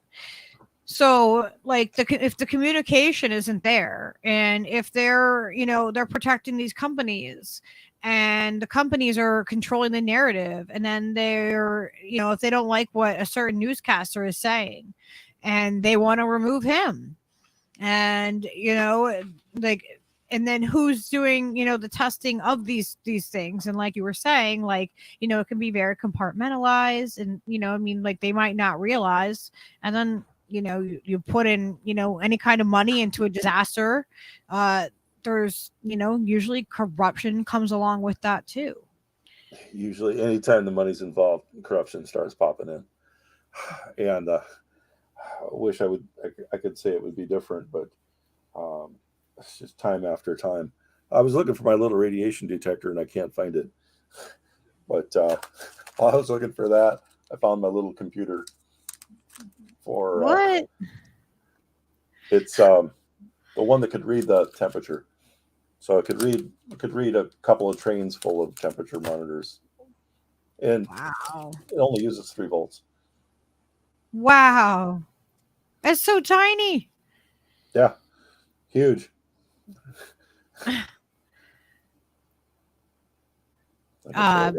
Yep. X said. Yep. Oh, go ahead. Yeah, spices probably more than just arsenic, but you notice I did mention chromium before. Where are these spices grown and what's in the water for where they're at? In the next century, just as we would be disgusted at the water that our ancestors had to drink even 100 years ago, I'm pretty sure that most of us would be disgusted by the water where we grow our food in now. So we're all thinking about going back to organic and stuff, and we have to realize that almost everywhere on the planet we've destroyed all of the soil with contamination, and we have to be thinking about how can we remediate the soil if we're going to use it. So to me, there's nothing that is organic if you haven't addressed what's in the soil. And we have to stop thinking do we about. have organic soil anymore? Like, when I'm buying organic soil, am I actually getting organic soil? So, if you think about it, you're going to want to go from leaves down to making your own soil. You're going to need bacteria to do it. And then you have to say, okay, where did my trees get their water to grow? And you're going to have to say, what kind of trees were they? Certain type of trees during Fukushima sequestered a lot of radioactive materials. So we have a problem with our spices. Not only that, but as we're looking for where our spices are coming from, a large majority of the really fantastic spices that we have came from India and Vietnam. So 2 of the areas, the area in Vietnam and is getting too much water because of the mountains. And then the areas in India are not getting enough water. A lot of farmers are actually committing suicide because they can't grow anymore. And so we're running out of black pepper. I started experimenting a few years ago with what I should be growing. And I said it should be black pepper. And everybody's like, well, why aren't you growing pot? And I'm like, well, pot's going to be 50 cents a pound in 5 years. And black pepper is going to be $100 to $200 a pound in 5 years. Wow. So I'm like, I go down to the store and I'm always happy. I've got a store here with excellent black pepper. I don't know where they get it. They probably get it from a sewer in Costa Rica. I don't know. But I go down, I get my black pepper, and I'm always happy that I get my black pepper. And I don't know what I'll do when we start having shortages of it. But I actually buy the really cheap stuff, and I find that it's absolutely the best. And my pepper plants have died, so I'm unable to tend them, so they died. And my coffee is still okay. I'm always amazed that I can go a week without being able to tend my coffee plants, and they still live. Jenna has a question for you.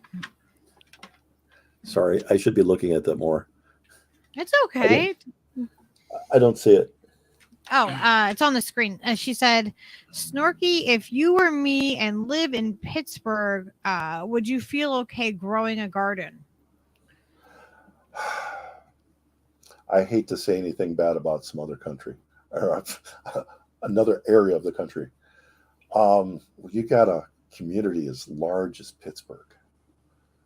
I would not, first of all, a garden, I wouldn't drink anything that came out of that tap. And I would consider not giving it to my plants. Now, many of you are going to be very into organic, and I applaud that. But you're going to have to take the minerals out of the water to get the bad stuff out. That means you're going to have to replenish it. So you're probably going to have to put some type of minerals back in. You're going to need some real fertilizer for that. And so if you grew a garden, I would be storing my rain and also treating my rainwater and then using that. Like I read the water reports. You guys have seen that. My water's not safe to drink. So most people do not have access to the level of water filtration that I have here, and I feel really bad about that. Yeah. No, I'm not saying growing pot is bad, but I'm just saying there's so many people growing it. How could I, as a non-professional, make any money doing it? You don't make money, you make weed, man. Oh, yes. Black pepper trees. You live in California. If you can get the water to grow them. So a black pepper tree can grow 46 feet tall? Yeah. I was trying to experiment how to grow pepper plants in 8 feet. So I was trying to get the plants to grow up a little bit and then bend them down and let them grow up a little bit, bend them down. So I'd have a pseudo bush of pepper. Yeah, you can low stress and high stress train pepper plants, any kind of plant, basically. You can pepper tree. He's talking about black peppers. Yes, peppercorns are going to be going extinct. I'm saying you can absolutely low stress train that plant to be whatever size you want it to be, and then bend which way you want it, and they'll do it. We need people to have knowledge of this, just as we need people to have knowledge of computers. We need people that have knowledge of how to grow things, because I really feel that within 25, 30 years, we are not going to be able to grow row crops. If you link between air pollution and depression, I know that there is links between air pollution and other conditions, but I don't know about depression. But I can't see why, if you have one area in failure, that couldn't lead to depression. So never consider all your problems to be one cause. Never to consider that all your causes are from one issue. Applejack, I did not say that. I don't know where that came from. Maybe you are, but is that a bad thing? Oh my god! Mushrooms do rule. No, he got you. Some of the coolest things ever. Yeah. What about so when we're talking about this toxic stuff in the soil, we've seen things about how sunflowers pull stuff out, and like the little potato bugs actually are cleaners of the earth. Like, what is what is the best bet on how to clean up something that's toxic like that? I know that they talk about the dilution method, but is there anything else? There are ways. So a few years back, I joined Chemists Without Borders. I'm not a chemist, but they need manufacturing people too, other sources of knowledge. So they let other people in. And we did a project for extremely toxic river in country just east of India. I'm not sure which country it was, but so the many birth defects, many ill health from the chemicals for dyeing clothes and preparing clothing, and we needed to remediate it out, and stuff like cadmium and stuff was in the water, and we needed a way to remove it. So the biologist on the team came up with using mung beans. So not only do they need a method to get it done, but people are so used to how they've been living for years, is that it was a hassle to clean the water. So they had to make them want to have the clean water. So his idea was to use mung beans. So you put the mung beans in the water, they make little roots, and the chemicals that we needed to get rid of were only capable of staying in the roots. So when they sprouted, the sprouts were healthy and they could eat the sprouts. So that became their incentive to clean the water. Then when they took the sprouts out of the water, they could let it settle out. And so the cadmium would no longer be in the water. The water was safe to drink. Away. So all they had to do was let the mung bean roots dry, store them out, and throw them away. So they got something to eat. They got better water, and it was just a wonderful solution. And that's amazing. So there are all types of ways. And right now, so many people are against education. We need to be educating people for these types of issues. Yeah. Maybe we don't need so many people learning how to be sports ball. Maybe we need to actually start making people be able to afford that. I lost a student this last week because they couldn't afford to go to school anymore. And what's really sad is my major is, viewed as being important for Iowa. So we don't actually charge students to take my classes. The cost of living, they still have to eat, they still have to breathe, they have to drive a car to get to school. They couldn't afford that anymore. So, I think it's very sad that we look at people, there are different degrees for different things that some people don't view as necessary as others.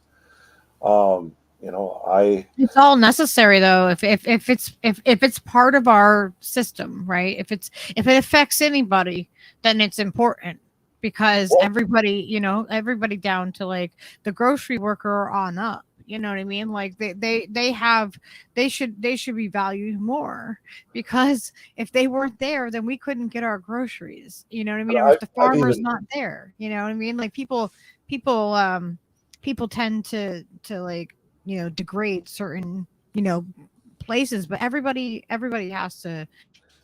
should be able to enjoyment and value from what they do. I've collaborated with artists, visual artists, because if you have something to go, you need to make sure that visually you're not distracted by what you're seeing. So you can make a device as well as possible, but if some weird thing on the side of the screen keeps pulling you off, if the colors aren't going to work right, you have to know that. I had two students that were colorblind. Colorblindness is a real problem. So at first I worked with, I need to color code my schedules so that students can tell what building I'm in, what class I'm in. And I thought, suddenly I realized that my students can't if I've got it color coded. So I came up with, how do we actually cover this for color blindness? And then looked at what materials we needed to do so that they could actually see color. In our library now actually has Enchroma glasses. They put the glasses on and they're essentially not colorblind anymore. Oh, so there's some news that just came out. Jenna put it in the chat. It's 3 additional chemicals discovered at the East Palestine train derailment.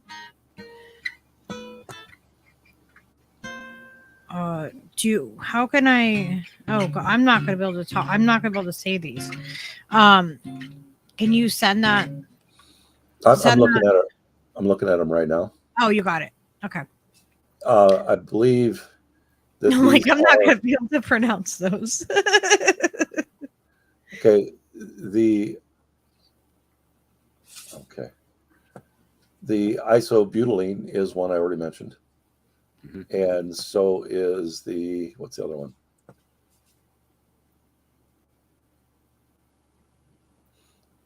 So the list I read that had the 5, that was all of them. Okay. So we did have all of the chemicals. It just hadn't been reported. It just got reported 4 hours ago locally there. Isn't that crazy though? Because it was days ago that the EPA had them all listed on. They just trickle out the information. I'm looking at the second one now. Ethihexyl acrylate. And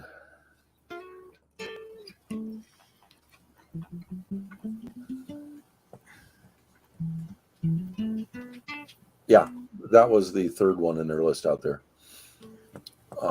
So that one we covered as well. And here, I'm going to put in the chat, in the YouTube chat, because that's the only place I think it will show up. I don't know if it shows up on Odysee or Rumble. The link for the EPA for what they had released so far, the documents.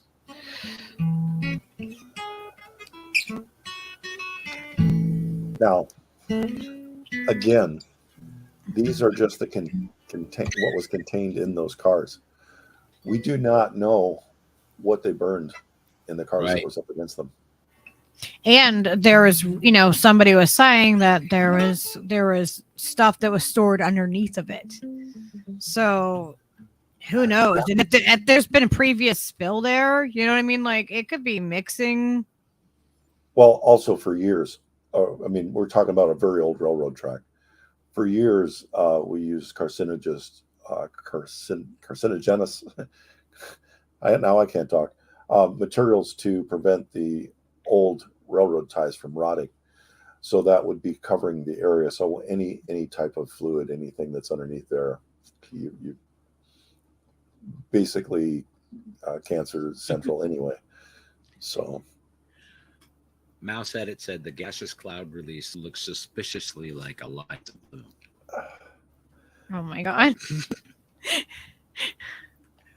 I didn't see it. Now I do. Now I see it. Oh my God, it's just too funny. Freaking Eliza Blue story has been absolutely insane. I haven't been following that at all. Oh God. I know it's stuff is going on. Yeah, it's not good. None of it's good. She was deceiving a lot of people, and there's a lot going on with that. I'm actually gonna ask Defango to come back on and catch us up with that soon. There was another article here that I had found, this report.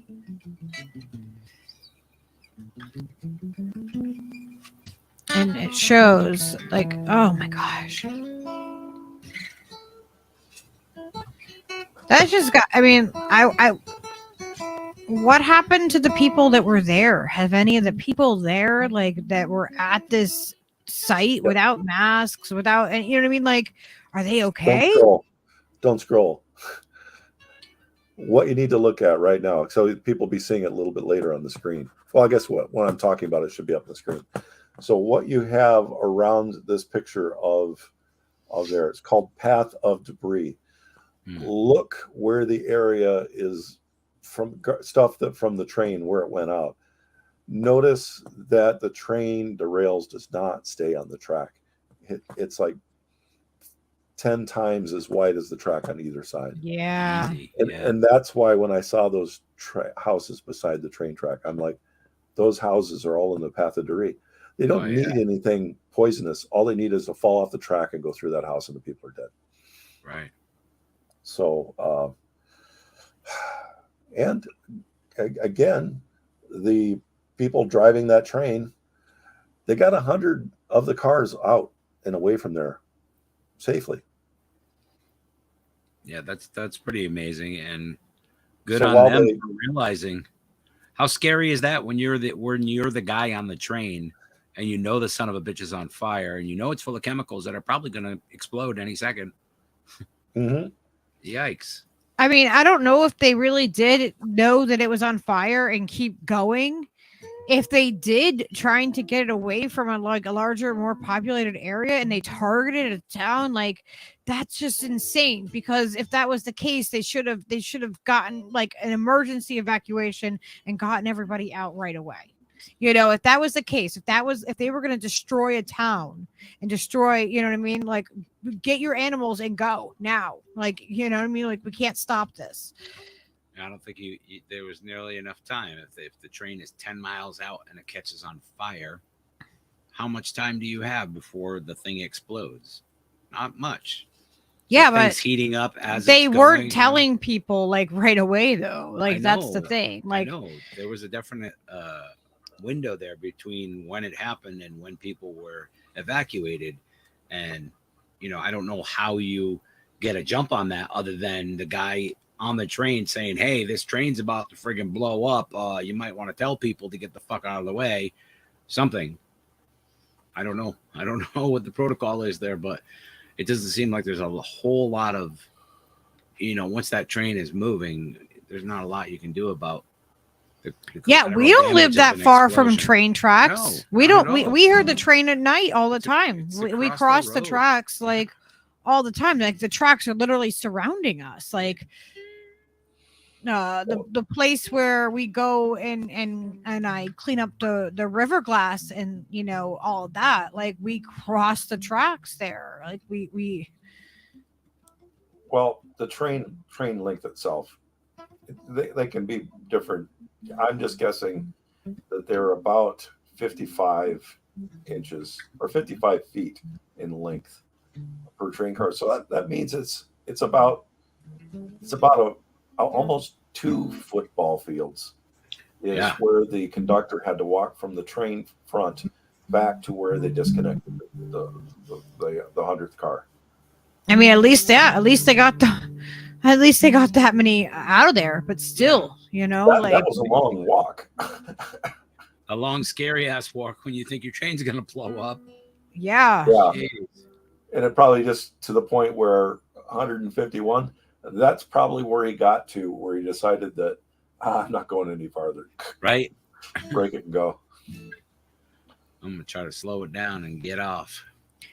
Yeah, I can't imagine. Like, He probably actually just climbed on the last car, waved at the engineer to go. Yeah, and see, they're talking about. I mean, how many times do we hear about like a deadly train wreck? We've heard about trains going off the rails, but like, really, the explosive chemical aspect of it. How many have we heard of? Like that you really can grasp in your memory.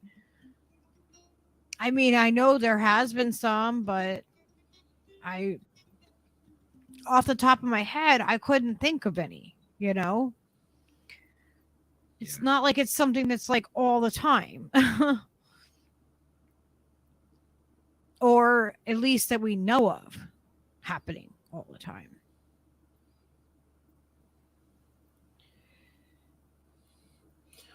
Yeah, I mean, that's the third book I expected to make after I get my book about my AI done. Was I wanted to actually go to Germany and write about making a version of one of their trains here in the United States.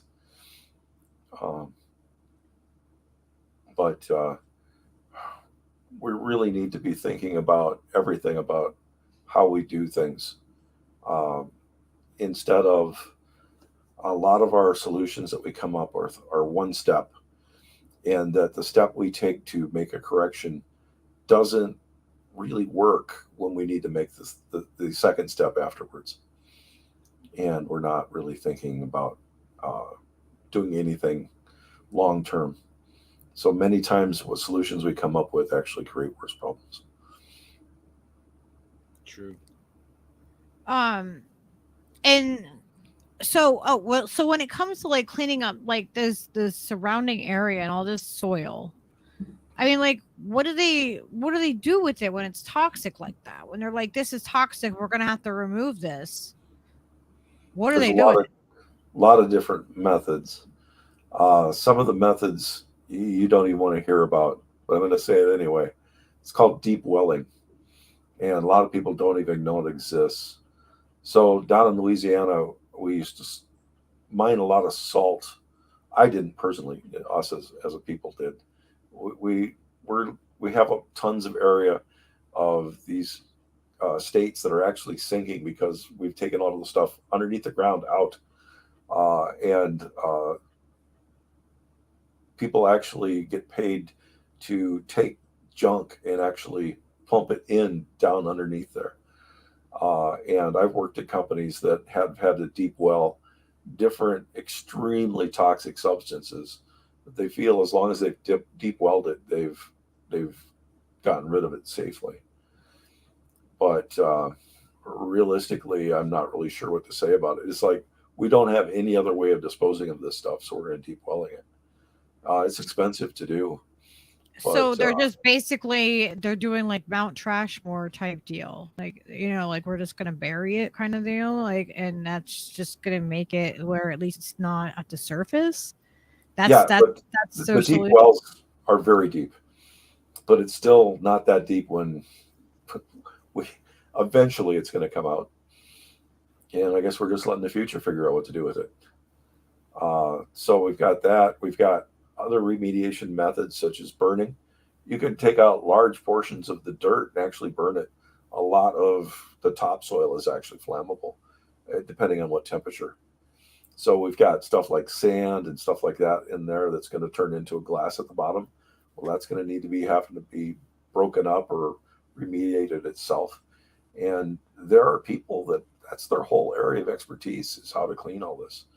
And the only thing I can say for sure is it is not a one sentence answer to how we get rid of this, but it's a very complicated method to get rid of it.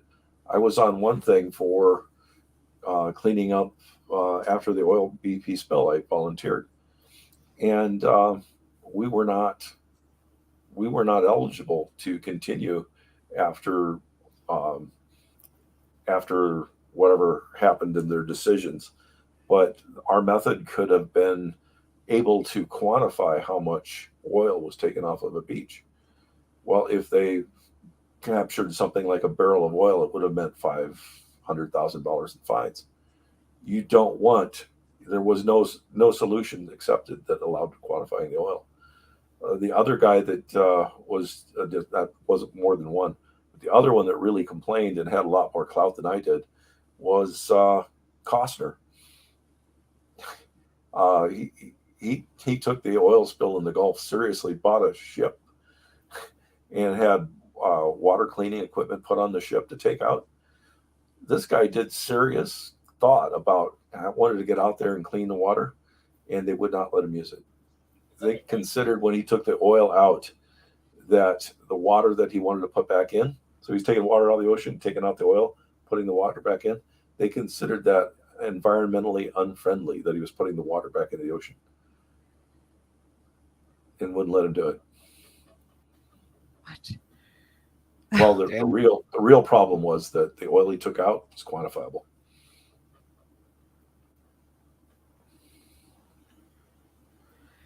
So we deal with so many issues that we have to cover. The TikToker that we were watching earlier, he released a new video while we were doing our stream. A couple of them, in fact. Yeah, this one right here is the one from 57 minutes ago. I don't know if they go in a particular order, but I figure we could try it and see what he's updating us on. What old Nick's talking about? Because he's got he puts a link in there.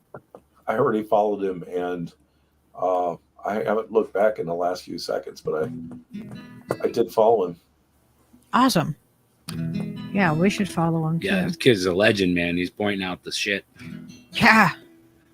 All right, I'm gonna mute us. Well, I'm gonna mute my mic because if I keep mine on, it does a weird echo thing. You don't have to mute yours if you don't want to.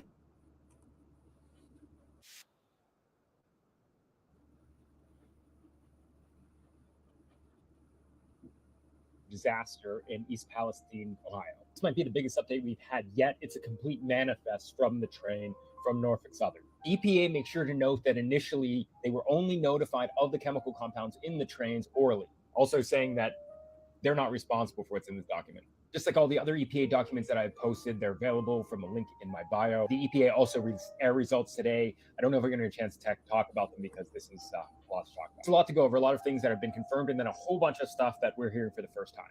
So the vinyl chloride. Train cars 28 through 31 were vinyl chloride. Car number 55 was also. We have to make a whole video to talk about the vinyl chloride because that's a bigger thing, but let's just say I wouldn't think right now that at this point in time, vinyl chloride is a worry. I think concerning air, there's more of a concern about particulate, but that's going to have to be another video. This is just train contents. Some things that we didn't know. There were 3 train cars of diethylene glycol. One of the cars completely spilled and 2 of them were leaking. This chemical is flammable. It's toxic. It's used in the manufacturing of plastics. It's also used in some brake fluids. Based on the tank car class, that's these things here, there is at least 16,000 gallons that were lost. No definitive indication whether if it was burned or if it was just spilled. There's one car of polypropylene glycol that was breached. This is also a chemical that's used in the manufacturing of plastics. It is considered to have low toxicity to humans. However, 16,000 gallons of it pouring into the ground isn't great. One tank car of propylene glycol, not to be confused with polypropylene glycol, propylene glycol, or PG as people who vape would know. It's low toxicity. It's used in some food products. It's used in vape liquids. But again, 16,000 gallons of it pouring into the ground, not good.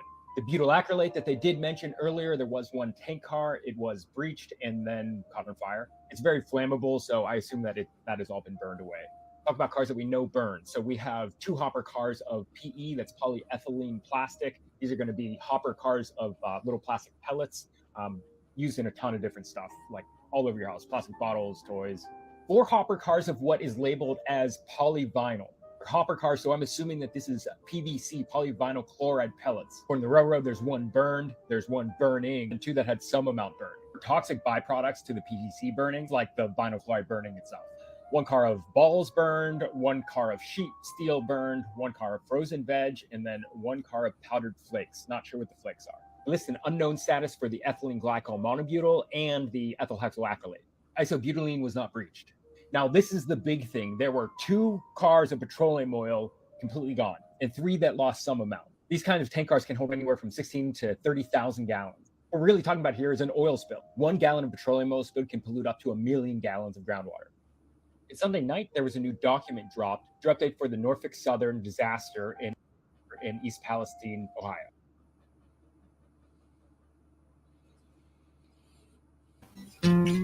Okay, so that was like a whole lot of information.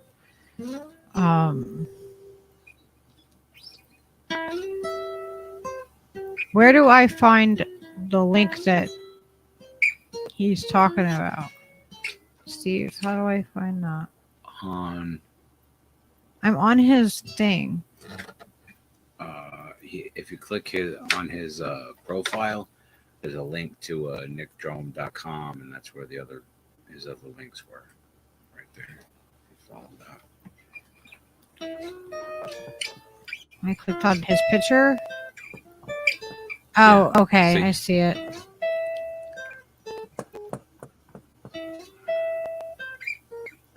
Oh, is this part of it too, right here? Is this the Pittsburgh Boil Advisory? Is that? Let me see if this is a.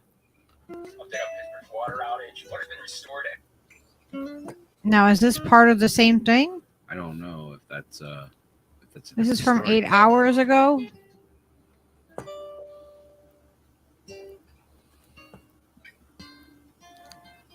I don't know what's the other one.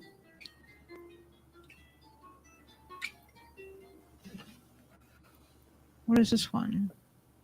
That's what you missed in Ohio. I'll have to tell you guys, it's a little frustrating that I have been covering this so we can really digging into documents that are being shared to make sure that I'm providing accurate information in a way that is easily understandable. And then in my comments, there's just tons of people trying to push big creators who have huge platforms to cover this as well. It's a little frustrating for me to finally see coverage from a really big creator about this, and what they're talking about is the news from 3 or 4 days ago. Totally skipping over that last night the EPA released an official legal document that proves everyone's suspicions that we weren't being disclosed all the information, that there were 3 additional hazardous chemicals that were never mentioned until this letter, that they found polluted water in more places than they disclosed originally, they haven't released water tests, and then they buried contaminants underneath the railroad to rebuild it to get the trains going again. The Evan Lambert story is important, but I don't think it actually has to do with the cover-up, but the EPA letter does. That's what you missed. I don't know who that guy is, but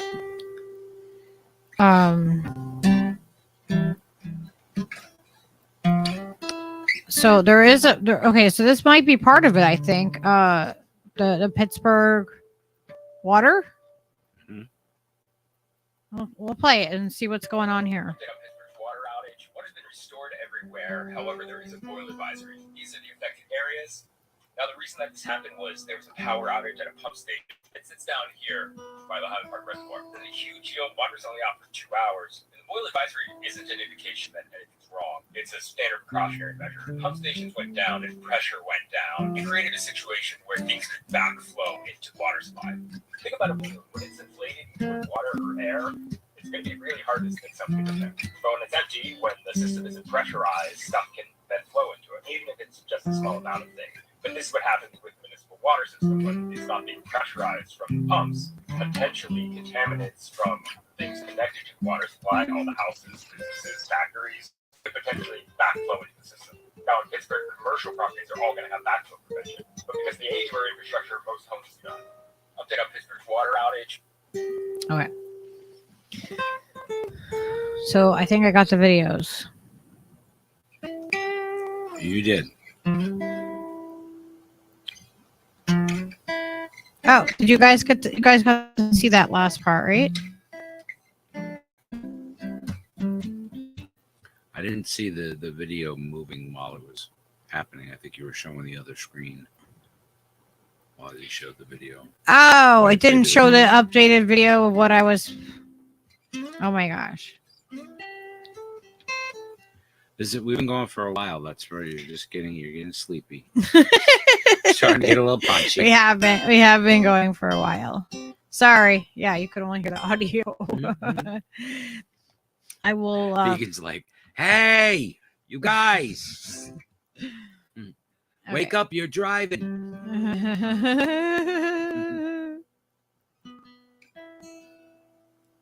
I have been there before. And ironically, not in Applejack's car. There's a link to the TikTok.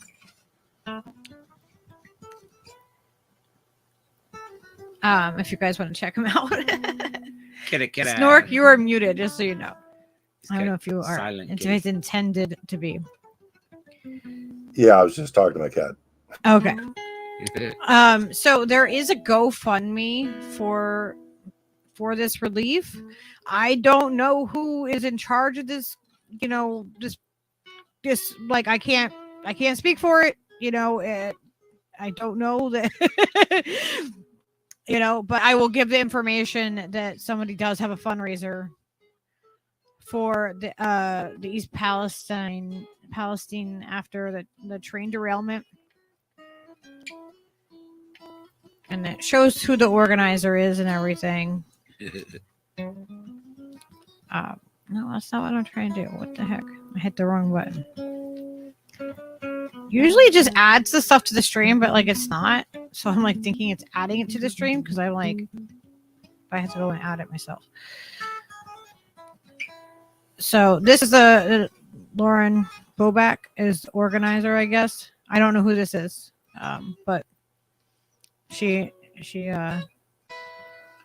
Lauren Boback, isn't that like a congressperson? All the information and stuff is right here, and well, just from Pittsburgh, PA, about an hour. So outside. I you know, if you have the means and you believe that this is going to a good cause, there is this right here. This is one way that you can help the people of there. That's a really good map right there. That kind of shows like where that was, where the thing. Oh, the map that, yeah. That you were just showing on there, yeah. Yeah. Kind of shows like how close it is to the state lines and stuff. And we'll make sure we put links in, you know, in the show notes. But I'm putting it in on the YouTube right now. That is the fundraiser for there. And then there's another. The rail company themselves has this on their website.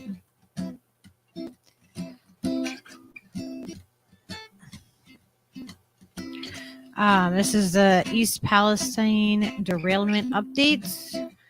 So this is NS Family Assistance Center And it says it will remain open and be available in coordination with our local community partners. And this is, I guess, the church right here that is helping people. And they give the hours of operation and everything like that. And they tell you what you should bring if you are from that area. And there is an assistance number on the bottom. I am not giving legal advice, but I would not sign any NDAs or anything like that if you are in this area. I would definitely seek legal advice before signing anything. But this is, they are putting this out there. And they have the contact information and everything like that. And this was under their media links. So I'm going to put this also in the chat, and we'll make sure that we put this in the show notes. Oh, it didn't show again, did it? Damn it. Oh, I thought it was showing you guys the whole time. We love you, Vicky Adams. Thanks for hanging out with us. All y'all, thank you very, very, very much. We appreciate now you guys can see it, what I was talking about. But didn't like now church. You can see. Oy, oy. Malit, is that how you pronounce it? Malit Snorky. That's the name of a kitten. Malik. Malit with a T. Malit. Yeah, is named after an ancient country's god of contemplation. Nice. Heck yeah.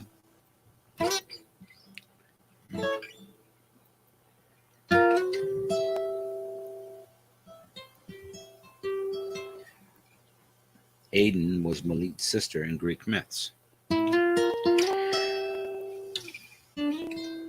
So there is that information for everybody. I feel like there was something else that we had. Oh, yeah. I wanted to see what you thought about this, and you might know more about this, Snork, is the International Nuclear and Radiological Event Scale.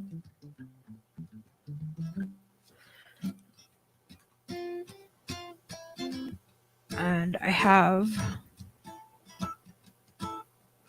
the link. You see, usually when I would do that with a link like that, it would just pop up on the screen. But now it's popping up down here, and I have to add it up to the screen. Yeah, so it's messing me up. It's an extra step. They're adding cool things slowly but surely to it. Yeah.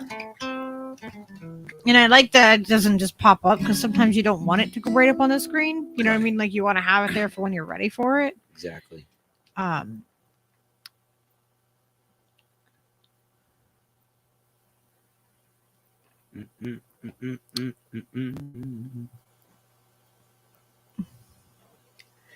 So I thought this was interesting. I came across this when I was doing the research too, and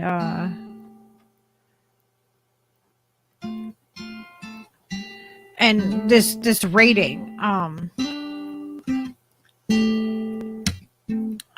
Is this something that you're familiar with, Snork? Something like that. I thought this was interesting. I clicked the wrong thing. There we go. I'm wondering how they will, rate this on the scale of things. And I mean, people are comparing this. They're saying this could be similar to, the radioactive materials and stuff like that. That it could be similar to, as if a nuke went off, close to that. Now, where do you think it is on that scale? Do you think it's closer to being something like where it is? No, they'll probably call it between a 2 and a 3, maybe a 4. Yeah, I think so too.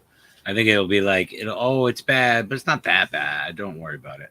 But where do you think it actually is going to really fall, though? not what they're going to tell us, but where do you think it really will fall based Well, upon what we know now? You know, it could I change. think it really is at least a 5. Yeah. But you're already hearing them using the couching things. One of the first things they said was they were able to contain it to the local area. Right. Right away, their knowledge, they're saying it's 5, it's 4 or below. Yeah, that's what they're playing it as right now. Yeah. I think it depends on how much traction it gets and how many people actually come out and speak out against this. And it depends also on the resulting findings, you know what I mean, as it's investigated, as you know, more data becomes more available, more people will become outraged, and you know what I mean, and how if it's trusted or not. Yeah, you know what I mean, that's because if it's manipulated data, and these companies that do the data, you know what I mean, that do the, you know what I mean, if they have ties to other things, then how much are we going to trust that? You know, like, because whose interest is at mind? Like, you know what I mean? They're going to want the contract again. Well, let's go back to what day did they release the information, even from the EPA? It was a Friday. What day do you release information if you want to bury it? Yep. Always on a Friday afternoon or in the evening is always when you release information when you're trying to bury it. Yep. And Sunday night isn't much difference. And it's Super Bowl weekend. So Super Bowl weekend. Easy to hide it. A second balloon was just shot down in Yukon. Yeah, UFOs, you guys. It was the aliens. I think having Snorky here has solidified my position that it's definitely the aliens. I know. Do you think the aliens did it? It was their laser beams that lit the tanks on fire. I think it was definitely an incident. I thought I might have missed. Like I said, I've missed a lot of news this week. Didn't AOC said that Israeli aliens were causing the beams? Probably anti-Semitic Israeli alien, Iron Dome aliens or something. I'm not exactly sure how it all works. It's very complicated. Man, that's just a working theory, you know. Yeah, Israeli laser beams or something. We're doing something. Oh, Jewish laser beams. That's right. Yeah, that's yeah. right. She was talking about Israeli laser beams. She did say something about that. She did. I know. It's like they have these key words that they gotta drop, right? Like, and it's like, really? Like, just think about how that sounds. Like, oh, Jewish Israeli laser beams. Like, you know, like are you talking about a cartoon? You just assigned a nationality and ethnicity or a religion to a fucking laser beam. Like, it seems funny, like funny enough to giggle at anyway. Like, it's so ridiculous. Yeah. Well, thank you for helping us dive deep in this, because this is such a, it's such a crazy story. And I feel like it's getting coverage. It's not getting the coverage that I think it deserves.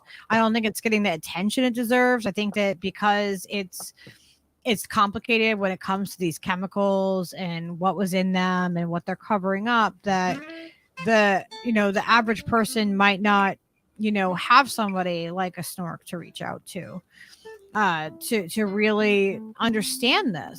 Because I mean, I was intimidated by the story just because I don't know what these certain chemicals are. It's not in my background, it's really not. So I like to be able to, have some confidence in what I'm saying and the information I'm bringing. I definitely don't want to bring the wrong information when it comes to something like this.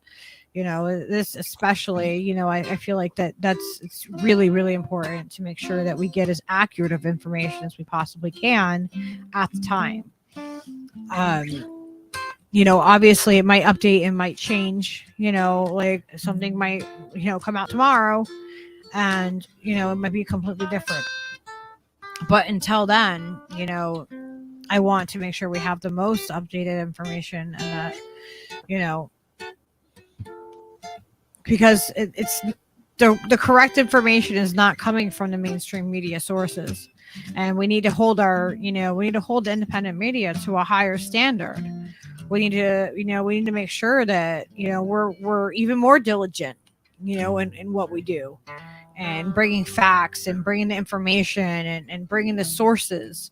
If someone's asking you to replace, your opinion with theirs, then question why that is. Why does somebody ask you to blindly believe them?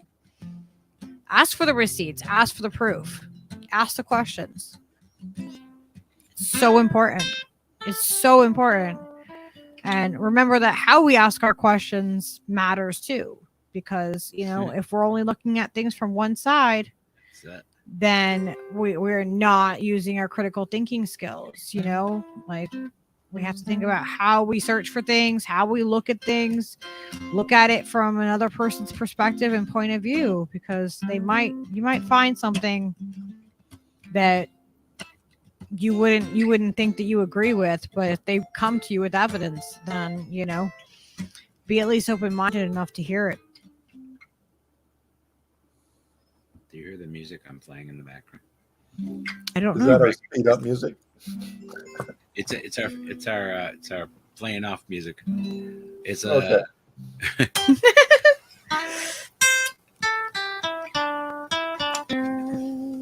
Driving that train. Oh my God. High on cocaine. Casey Jones, you better watch your speed. Trouble ahead, trouble behind. And you know that notion just crossed my mind. Well, this old engine makes it on time. Lee Central Station about 8:45. It's River Junction at 17:02. At 9:45, you know it's traveling again. Driving that train high on cocaine. Casey Jones, you better watch your speed. Trouble ahead, trouble behind. And you know that notion just crossed my mind. Well, trouble ahead, lady in red. Take my advice, boy, you'd be better off dead. Switchman sleeping, train 102 is on the wrong track and headed for you. Everybody now driving that train, high on cocaine. Casey Jones, you better watch your speed. Trouble ahead, trouble behind. And you know that notion just crossed my mind.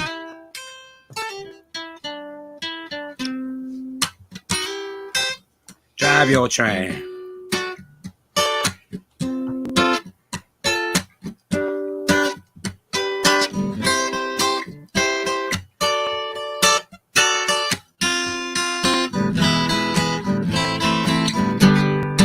Driving that train high on cocaine. In case you don't, you better watch your speed. Trouble ahead, trouble behind. And you know that notion just crossed my mind. And you know that notion just crossed my mind. All right. That was awesome. I figured a train song was in order. Yeah, that was definitely in order. Thanks, Nork. Well,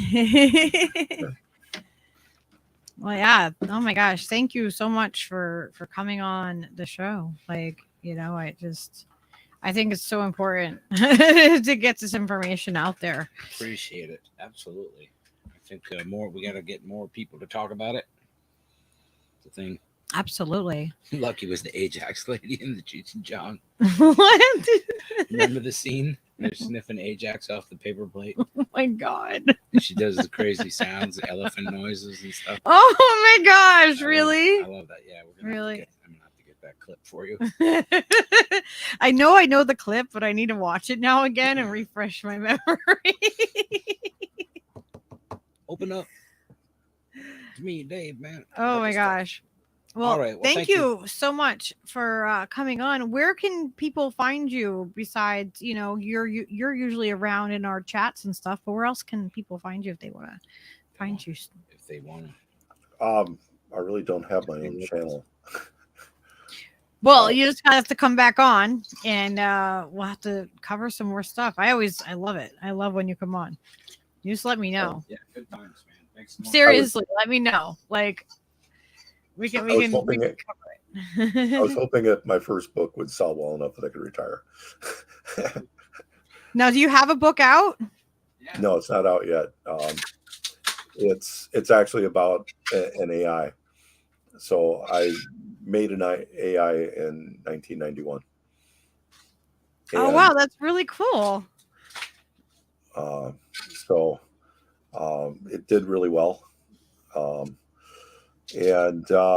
Company was moved out of the country, and my boss asked, "Do you want to keep his software?" And the company said, "No, we don't need it anymore." So my boss goes, "Well, it's yours. Just keep it quiet for a few years, and it's all yours." Wow! So you wrote a book about it? Well, I've been working on it. It was very successful, saved a lot of lives, and then we've been quiet about it for years. And I was at a AI threat convention, and I never thought of it as an AI in New York City right before COVID in 2019. I was out in New York City at the French consulate, and it was a joint between US, France, and Canada about AI threats, and they were talking about it, all of the mysteries that hadn't been known. And I'm starting to think, well, what I did met all the criteria for the evil AI you guys are talking about. And suddenly they were saying, but nobody knows how these work. And I'm like, wait a second. And I started asking around, and nobody there had actually written an AI before. And I started asking, most of their assumptions were wrong. And just like most of what you read about the different chemical spills and stuff like that, most people's assumptions about AI are wrong as well. Mm-hmm. And we're fed by emotions that tend to be thought of. And you don't think about how many lives are saved by AI and what instances they're for. And I said, they're using what's called the God model, that most of the people that are working with AI say, we throw it into the box and God works on it. We don't know how it comes out. And we had a different theory. We had something that we wanted to get done. And we made the AI to find what it was, and we fed it data. That didn't learn how to do anything itself. We wrote the algorithms for how it would figure things out. So that part wasn't artificial. And realistically, any of these AIs, that part is always done by the humans. And so it's started reflective thinking about of humans then, right? Like, is it really completely AI if it's reflective, if it was written by humans? But our model is a little bit different. I don't want to give away the title, but I'm excited. Our model was based on a creature, and we're going to call it a book about that creature. And oh my gosh, I'm so excited. So it's going to be a book about that creature, a different model for viewing AI. Oh, wow. And so I've got somebody to do the editing. So I want a real editor to work on it. She currently is somebody that is a real editor working on an actual show. So I'm looking forward to that coming out. And who knows, maybe in 2 years I can retire from being a teacher. That's badass. Well, I hope you'll come back on again and tell us about your book and everything when it does get released and all of that. Yeah, and before that too. We should do some fun, like, you know, people always have like a lot of like questions and things, like, you know, like they want to pick your brain, and just there's just topics that you cover, and you're a teacher, so you're able to communicate it to us that maybe don't, you know what I mean, like you can express it to us in a way where we understand what you're talking about. At least I do. I haven't been teaching that long, and I still tell everybody I'm still a teacher in training. Before this, I wasn't really a teacher. But you're good at it. You're good at it, though. You know, like you've always been able to do that, like explain things. So like, I'm like, oh, I understand that. Or if I don't get it, you have a way to, you know, express it where I do get it. So I think that that's, you know, that's an amazing skill to have. Yeah, it's a gift, actually. And that's really good. I would love for you to come on and just teach us some stuff. Like, just come on, the brain melter. Wow. We can make a really cool, you can have Steve make a really cool graphic for you, the brain melter graphic. You have my number, you know, anytime you want to do a show, you just let me know, because I'm down. Seriously. Okay. There's so much we can explore. Like, there's so much we can explore. Absolutely. Yeah, looks like Oz wants to collaborate, so. Absolutely.